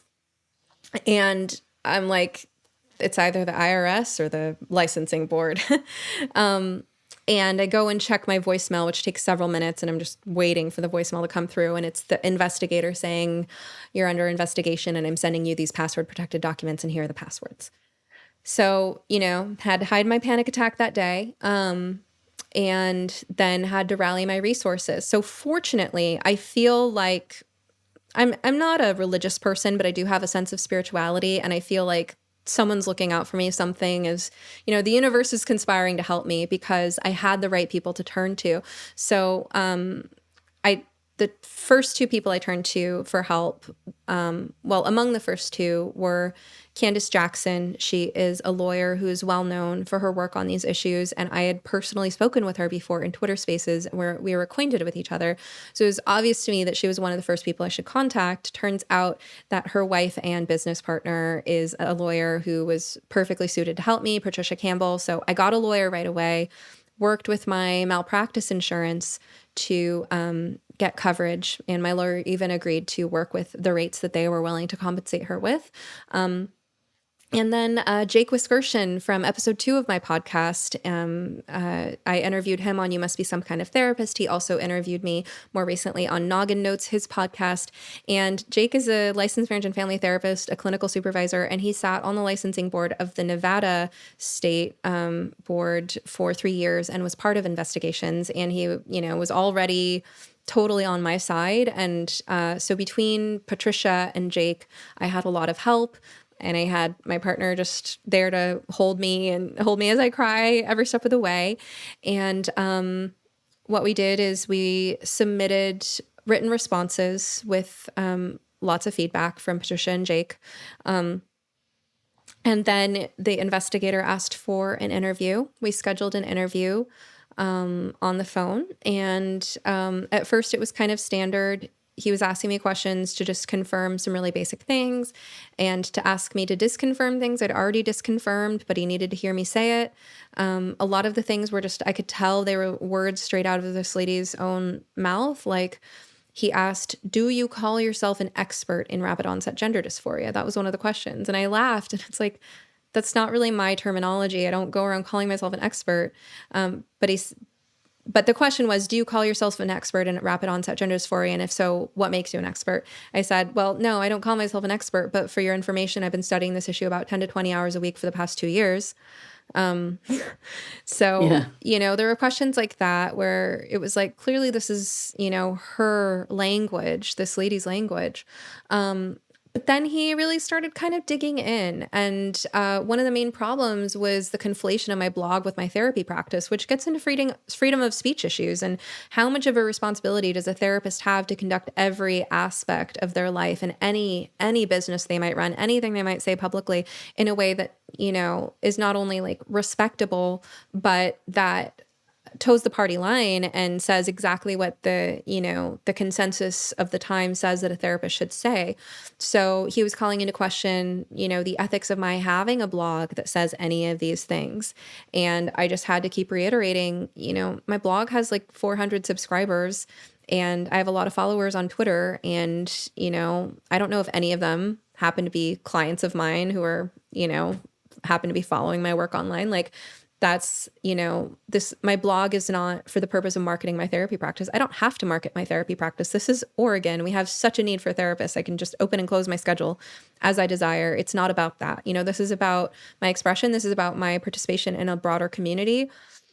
And, I comment on things that are of interest to me, and that's going to be influenced by my work as a therapist, but it's also expanding beyond that. So he was asking me questions, kind of, pulling things from my blog and trying to indicate that, that I somehow shouldn't be saying these things. And I just kept drawing that distinction. And there were a few other kind of harrowing, annoying parts of the interview. And then after that, the other family came up, right? So as I had mentioned, this lady had brought into the picture a family that was present at the group who had a child that had been hospitalized and had been mistreated by the hospital system. And so he asked for that family's name, and I was kind of taken aback because I've never heard of, if someone doesn't make a complaint about a therapist, how does the board have a right to look at someone's confidential notes if they didn't make a complaint? But I guess they do. And as soon as I questioned that at all, he was kind of stern with me, like, indicating, he read me some passage from the law indicating that I was like resisting compliance with their investigation. I'm like, no, I'm just making sure, like, just to confirm, you're asking me for the confidential information of someone other than the complainant. Okay, all right, here it is, if you say so. And so I had to hand over their records. I still don't know to this day if he contacted that family or not. I, was able to get some assurance from just knowing that family and knowing what they would say if he were to talk to them, and knowing all the other families that I work with. And there was a part of me that wanted to be like, oh, you want to talk to parents, huh? Okay, here's all of them. Talk to all the parents. Hear what they have to say. I mean, these parents are, he was kind of implying in our conversation in the interview that the families were vulnerable. Well, he said, do you consider these parents you work with vulnerable? And I said, well, of course they are, but it was almost like the indication was that they're these, sheep that I'm misguiding, right? And it's like, no, these are smart people who are very passionate about what's bringing them to this group, and they care a lot about their kids, and they have some strong opinions, and I'm here to hear them out and to be that one therapist that'll say, no, I don't think you're crazy, stupid, or bigoted. I believe you. And this must be really hard for you. And I'm so sorry that it feels like the whole system is stacked against you. So, knowing the parents that I work with was, part of what gave me some assurance that it's really just this one lady coming after me whose perspective is very different from any other parents. Do you think she was deliberately trying to target you? So there's been some debate about that. I've shared my story. Of course, I've never shared any identifying information about her, although if someone's coming after me, I do have a right to protect myself. I haven't shared any identifying information about her with anyone, but when I've shared the story, there are certain friends and allies who say, yeah, she was, undercover. I don't know that. My read on her, and this is another thing they tried to peg me for. They tried to peg me for writing an article about how I was dealing with the harassment. I didn't specify anything in that article about who was harassing me, because my audience knows I get harassed because I talk about this stuff. But I said I was being harassed. And at some point in the article, in a long list of all the different cognitive behavioral and mindfulness strategies that I use to tolerate the stress of that, one I wrote about was discernment and recognizing other people's behavior patterns. And that can help you take things with a grain of salt. And in that I said, sometimes this type of harassment resembles something like borderline personality disorder. And if you're seeing an indicator that someone has a certain behavioral pattern, then that can help you take it a little less personally and protect yourself. So, then the woman read that blog post after I had tried to block her from my blog because she was leaving so many nasty comments. I tried to remove her. She found a way to read that. Then she wrote in her allegations to the board, she wrote that I had diagnosed her with borderline personality disorder without her knowledge, which was not in her record. It was not ever discussed. This was after she'd asked me not to contact her, after I wanted nothing to do with her. I was writing for my audience after removing her from my blog saying, I turn lemons into lemonade. When difficult things happen to me, I write about them as my way of processing them, and I share gems of wisdom that come from that. And there's like 20 other strategies in here, and yeah, one of them has to do with discernment. And yeah, maybe I'm being harassed by someone who looks kind of borderline. So that was what happened, right? But my read on it was more that way. That's how it came across to me. This is someone who is in deep pain and confusion, someone who probably has a behavior pattern of alienating everyone close to her. And I was seeing a lot of signs in her various communications of paranoia. And, to go from idealizing to devaluing me like that, to go from sending me an email one day like, oh my goodness, Stephanie, thank you so much for offering this resource for parents for this very affordable price. And then the next day, I can't believe you charge this much for your bad advice. I mean, that kind of idealizing to demonizing flip out on someone and going to extremes to slander them, combined with everything else that she shared about herself and everything else that I saw, it just struck me as someone who, probably does this sort of thing a lot. And it must be so hard because what does she want? If on the one hand, she doesn't want people transing children and she's worried about her own kid, and on the other hand, the one therapist in Oregon who's publicly saying to parents, I'm so sorry for what you're going through. I'm here to listen. If she's going to come after the one person who's doing that because I didn't do it exactly the way she thought it was supposed to look, and now I'm a villain and now I deserve to have my license revoked, well, that says something about the kind of person that we're dealing with here. And it's possible that they are, a trans rights activist in disguise. It's also possible that this is just her own disturbance and it's a cry for help and it's impossible to respond to. I mean, it strikes me that as a therapist, you are, of course, going to be working with distressed and difficult people on occasion.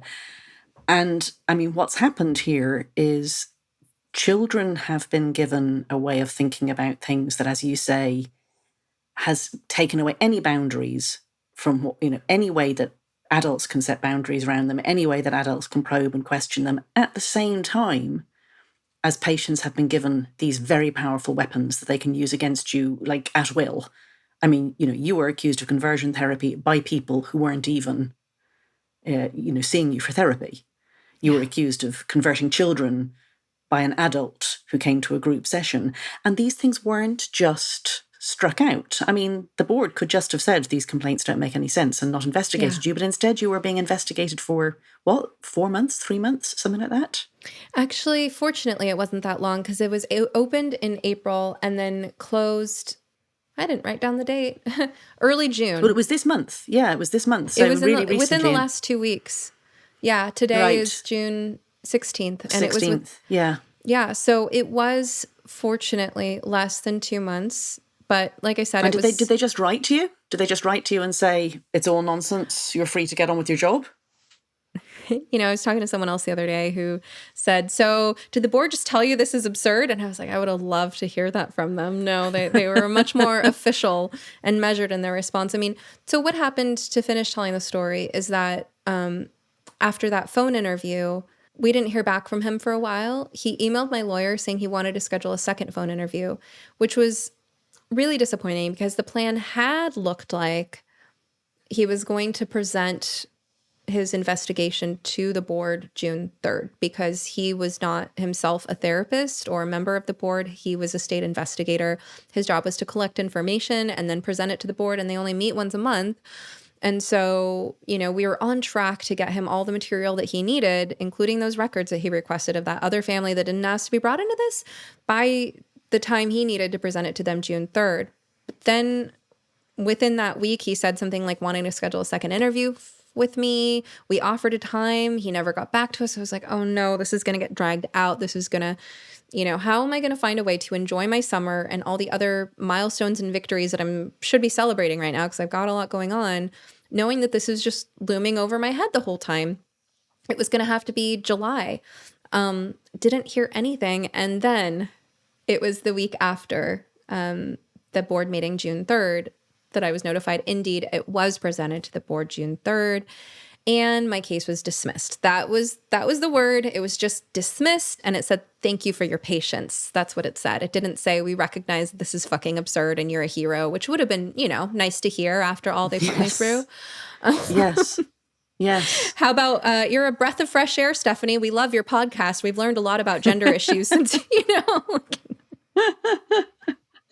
So what do you think you take away from all this? I mean, apart from just the absurdity of it or whatever, but what should regulators be thinking that they should do in trying to cope with this kind of wild west of gender medicine and gender therapy? Okay, here's my message to regulators. I don't know about the UK. You can confirm this, but I'm going to take a wild guess and I'm going to speak what I know about in the US. Good news. Conversion therapy is already illegal. Okay? These aversive conditioning, abusive tactics to try to decondition people out of their homosexuality are illegal and nobody's doing them. And if anyone is doing them, well, you already have a precedent for coming after them as you should. There's no reason to try to change anyone's sexual orientation. Sexual orientation is innate, it's immutable, it's stable across the lifespan, it doesn't hurt anyone. It's a little inconvenient if you want your own biological children or if you would like to have a bigger dating pool. That's it.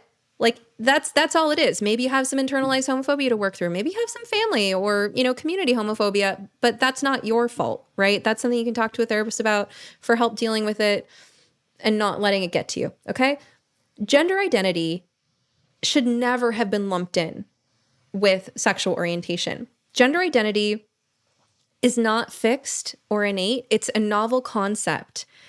Nobody's trying to change anybody's expression in the sense of, I don't know any therapists who are judging people harshly for what color they want to dye their hair or how they want to dress or their mannerisms. I mean, any of these, elements of how effeminate or masculine a person presents themselves in their mannerisms or style of dress, like that is not a thing that therapists are out to judge. And if there is a therapist who is really that abrasive and, if there were like a male therapist who scoffed at a woman for wearing sweats and no makeup to therapy, well, then she would already, at least as far as the States go, tell me if I'm wrong when it comes to the UK, she would already be able to file a complaint. Like, this therapist was being a jackass, right? That's just bad therapy.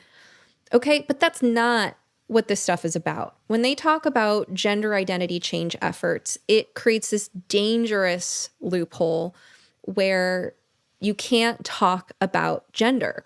And they talk about it not being a mental or medical disorder. Well, it is kind of both, because gender dysphoria is in the DSM, and what constitutes being a mental disorder is clinically significant distress or functional impairment. Any disorder in the DSM, in order for it to qualify as a disorder, you have to have clinically significant distress or functional impairment. So clinically significant distress would be, I'm so anxious about this, I can't stop thinking about it, I must talk to a therapist. Or functional impairment would be, I'm so depressed I can't get out of bed and go to work or feed my children. So if something doesn't cause clinically significant distress or functional impairment, then it's not a mental disorder. So if someone actually meets criteria for gender dysphoria in the DSM, it's because they're experiencing distress or impairment, which makes it a mental disorder. We should be concerned about that, just like we should be concerned with anyone who is experiencing distress. And if you're experiencing distress because of the body you're in, then that's a problem, right? We should all have the birthright of being comfortable in our own skin. These medical technologies are being sold as a false bill of goods that, quote unquote, affirming someone's gender through cross-sex hormones or puberty blockers, surgeries, and the like. They don't make people more comfortable in their skin. What they do is they cause people physical pain and further impairment, and they increase the likelihood of all kinds of diseases. They set people up to be lifelong medical patients, and you're not treating the real issue, which is about getting more comfortable in your skin, which we can do non-invasively. There are many ways of helping people who are experiencing gender-related distress. Traditionally, gender distress was only exhibited by a small number of boys, and now it's in a huge number of adolescent girls. And that is socially influenced, just like any other phenomenon with adolescent girls throughout human history. The good news is that this is transient. Most kids, before this became a social contagion, most kids who had organic, naturally occurring gender dysphoria would grow out of it and discover that they were gay.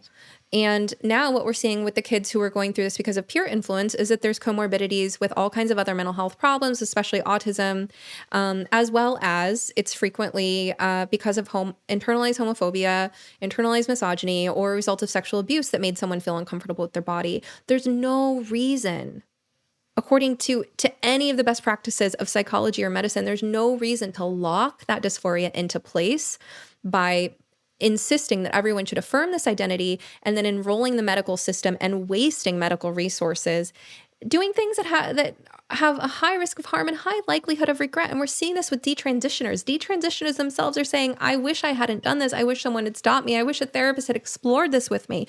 Well, guess what?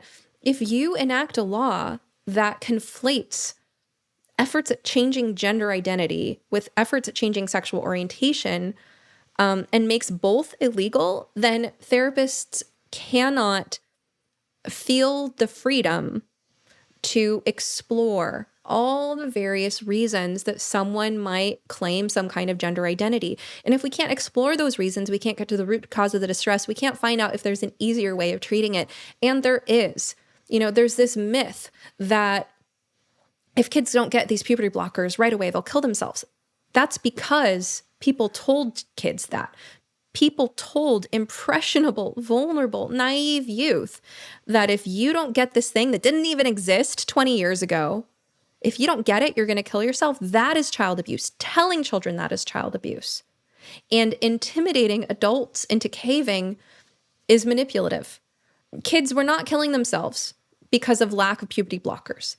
What we really need to be concerned with here is that people who are kids today might kill themselves 10 or 20 years from now when they're dealing with transition regret and lifelong medical complications. With puberty blockers, you're looking at major problems with bone disease, osteoporosis and osteopenia, weak teeth. This can have a crippling effect on people's functioning. It can stop them from living their lives, from enjoying normal human activities. It can give them debilitating chronic pain. Those are real risk factors for suicide. I lost a friend to suicide. He was a therapist. He was 40. He killed himself, and I don't want to oversimplify this issue. I hate it when people oversimplify suicide and we can't read the minds of the dead. But my friends believe that it had to do with chronic illness and disability. We are currently inducing chronic illness and disability in kids who would have otherwise been healthy by taking the social idea, something called gender identity that we made up, and telling kids that now you need to stop puberty, as if puberty is traumatic. Well, it's lowercase t traumatic for all of us. Distress needs to be normalized. Kids need to know that there are other ways of making it through. This is general. That's amazing. This is general parenting advice. This is general therapy. I mean, okay, here's a story. The other day, my 10-year-old stepson hurt himself. We were working on a project around the house. He was playing with a drill, and he drilled into his hand. Now, drilling into your hand could be a major injury or a minor one. It's scary. It hurt him a lot. But it wasn't major, thankfully.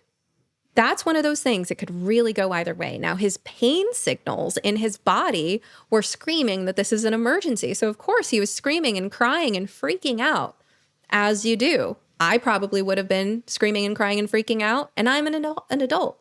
It was our job as the adults to inspect the wound, to comfort him, to inspect the wound, clean it, bandage it, and, give him ice, give him Tylenol, set him down with a cozy blanket and some tea. And we were the ones who had the eyes on that, who could say, this really hurts, but it's a superficial injury. Good news, we don't have to take you to the ER. That's the role of adults. We're the ones who see a kid's distress and interpret, is this a crisis or is this solvable? Is this a big problem or a little one, right? You don't just agree with what a confused adolescent says. A confused adolescent's freaking out because they don't feel comfortable with puberty. Did you feel comfortable with puberty? Who among us felt comfortable with puberty? The problem is these kids are being told that if you don't feel comfortable with puberty, it's a crisis. These kids are being told that if you don't fit in with other kids or you don't like this or that or whatever, that it's because of being trans. And they're getting tons of social incentive for it. Kids who were nerdy, geeky, awkward, bullied, now they're cool.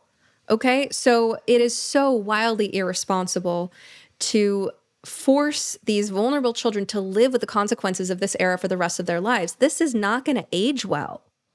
This is going to look really ugly in retrospect, just like lobotomies and so many other things that we've been embarrassed by in human history.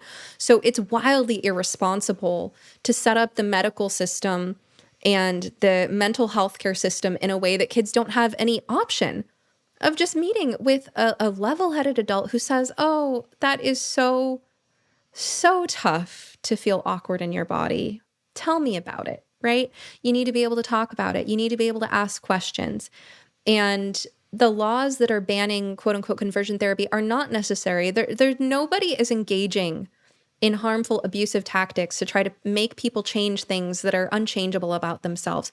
What people are trying to do is they're trying to safeguard children. They're seeing that these are novel medical experiments that are unnecessary and that have high rates of harm and risk and regret, that sterilize children, that prevent them from experiencing orgasm. I mean, if you're looking out for the long-term best interest of children, think about what makes for a healthy life. Think about what makes you want to keep going. It's the ability to feel healthy and to enjoy your favorite activities and to have relationships with your loved ones. Maybe it's playing with your kids. Maybe it's having sex with your partner. These are all things that we're going to take away from children if we go with this whole hormones and puberty blockers thing. We're going to leave them with disabilities. We're going to leave them with without the ability to reproduce, without the ability to enjoy loving sexual relationships with people.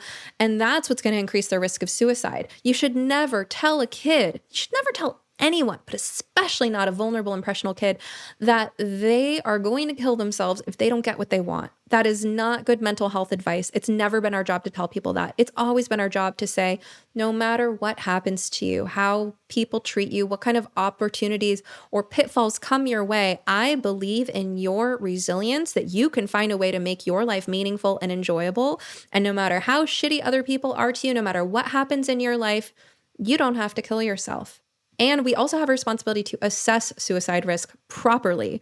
There are many factors that can make suicide risky or not along a spectrum. And, this kind of carte blanche using of the threat of suicide to push this agenda that's only going to increase suicide risk in the long run is terrible. So here's another thing that really needs to be described. The left hand does not know what the right hand is doing. Everyone who hasn't woken up to what's happening yet thinks that kids are actually getting assessed properly, right, and that there's some standard of care being followed there. But what's actually happening is that therapists are either taught in the gender affirming model or they're taught to refer to gender clinics. In either way, if the kid is seeing a therapist who's practicing the affirmation model or they're referred to a gender clinic, the starting point is that what the kid is saying about their gender must be true. Mm-hmm. It's never, let's conduct an assessment and figure out what's really going on here. And if the kid actually meets the normal clinical picture of gender-related distress that's, severe and persistent and Plus, kids are being told on the internet what to say about their gender distress anyway to get what they think they want, what's glorified on the internet. So there is a myth that there's a thorough assessment being done. Usually comorbidities are not diagnosed. If they are diagnosed, the way they're framed clinically is that these comorbidities are secondary to gender, that gender is the main problem, and that the kid has developed these other problems because of their gender-related distress or their bigoted family or fill in the blank. So the standard of care that you might think is happening is not happening. And it's happening because the affirmation model is the norm and because therapists are afraid of losing their licenses over allegations of conversion therapy. So if you think that there should be any alternative for kids who think that they're trans, for kids who think that they're trans, which they could have heard that anywhere. They could have any number of reasons for thinking that. A lot of them are social. And a lot of them are just, they don't have a complete understanding of their own psychology, and who would? They're kids. You know, if you think that these kids should have any alternative besides adults just agreeing with them and then giving them drugs and surgeries that will make this permanent for the rest of their lives, then you cannot enact these conversion therapy laws. You have to leave it safe for therapists to explore this without fearing losing their license. Few therapists will take the risks that I've taken. If every therapist who worried about this took the same risks that I'd taken, then our laws in the US would be different. We would have changed this by now. But there are so many families that cannot find appropriate therapy for their kids because every therapist is just going to do nothing but affirm. It's really disastrous for mental health. And just think about the blood on your hands, that the incredible amount of guilt and remorse and regret that you will feel as an adult if you participate in something that turns out to be what it looks like this might turn out to be. What time will tell. If you listen to stories of detransitioners now and how they feel mutilated and how they feel betrayed by the adults who are supposed to protect them, magnify that. Imagine that all the kids who are transing now at the age of 15 are going to feel that way at 25. How are you going to feel about the role that you played in that? You know, I, as a therapist, feel that I have a responsibility to maintain some credibility in my profession, because the people who are going to need the most therapy are the ones who have been scarred by gender therapists. So we have to keep options open for people who will desist and detransition, for people who want alternatives, for parents who feel that they've been lied to and mischaracterized. That was very powerful. I don't have anything else to ask you, and I think we've got loads. I mean, I think that works really well. Yeah. Thank you. I mean, you probably have been dying to get all of this out. It felt really Hopefully. good. I didn't know I was going to have an opportunity to say it to Helen Joyce. I thought I was maybe going to do an episode with my friend Jake to recap what just happened, but this is awesome that this story can come out in a time that it can actually help you with what you're doing in the UK. I'm so excited to hear definitely. how it goes. It's a really, really crucial moment. You know, the government got rid of the conversion therapy bill. It just said, look, you know, we've decided there isn't any necessity for this. And then there was this rearguard action, and it got put back in just for sexual orientation. And, you know, you could say, oh, well, the sexual orientation one won't do any harm. It won't do any good either, because exactly the same here. There isn't any conversion therapy going on. Exactly like you say. They can't find any. They've looked. It's all historic. And anyway, again, we also have laws to stop it if it were to start again. And now there's this effort to tag back in the gender identity. And it's quite a strong effort, because it sounds good, doesn't it? You know, it sounds like the sort of thing that you would do. And it's very hard for politicians to vote against something that sounds so right. Yeah. And actually, I would say that most politicians know there's no need for it. They've got that. They understand that this is just virtue signalling. But politicians virtue signal all the time, and they're fine with it. If it's not going to do any harm, they don't see the problem. So you've actually got to persuade them, that's what we're trying to do, that you think this is good, but actually it's really, really bad. Like you said, blood will be on your hands. But in the meantime, there's this whole lobby that's been whipped up to believe that this is the worst thing that's happening today in mental health, that children in large numbers are being tortured by massive, massive bigots. And so politicians who are brave and who vote against this, you know, have an organised lobby group or organising letter writing against them, trying to get them voted out, protesting outside Parliament, all this sort of thing, you know. It's quite extraordinary the way that this has become such a talismanic issue when we never heard about it. We never heard about gender identity until recently. We certainly didn't hear about conversion efforts on it until just the last few years. And here we are, you know, that this is meant to be the civil rights moment of our times. But yeah, so, I mean, with a bit of luck, they'll just decide that there isn't enough time for this bill. And every year that goes by, or every day that goes by, actually, you see the harms more. So that's the hope, to delay it until it becomes clear that actually it was a really bad idea, and then it just never comes to the vote. Because if it comes to the vote, I'm worried. I'm worried that it will happen. I hope you enjoyed this episode of You Must Be Some Kind of Therapist podcast with Stephanie Wynn, LMFT. This podcast is produced by Eric and Amber Beals at Different Mix. Special thanks to the talented musician Joey Pecoraro for our theme song, Half Awake. At sometherapist.com, you can find more information on any topic, guest, resource, product, or service you've heard of here today. You can also follow me on Twitter or Instagram at sometherapist. If you would like to ask a question, suggest a topic, be a guest, or invite me to speak, you can email us at hello@sometherapist.com. You can also send us a voice memo with your question, and we just might play it. Of course, just because I'm some therapist doesn't mean I'm your therapist. This podcast is not a substitute for medical advice.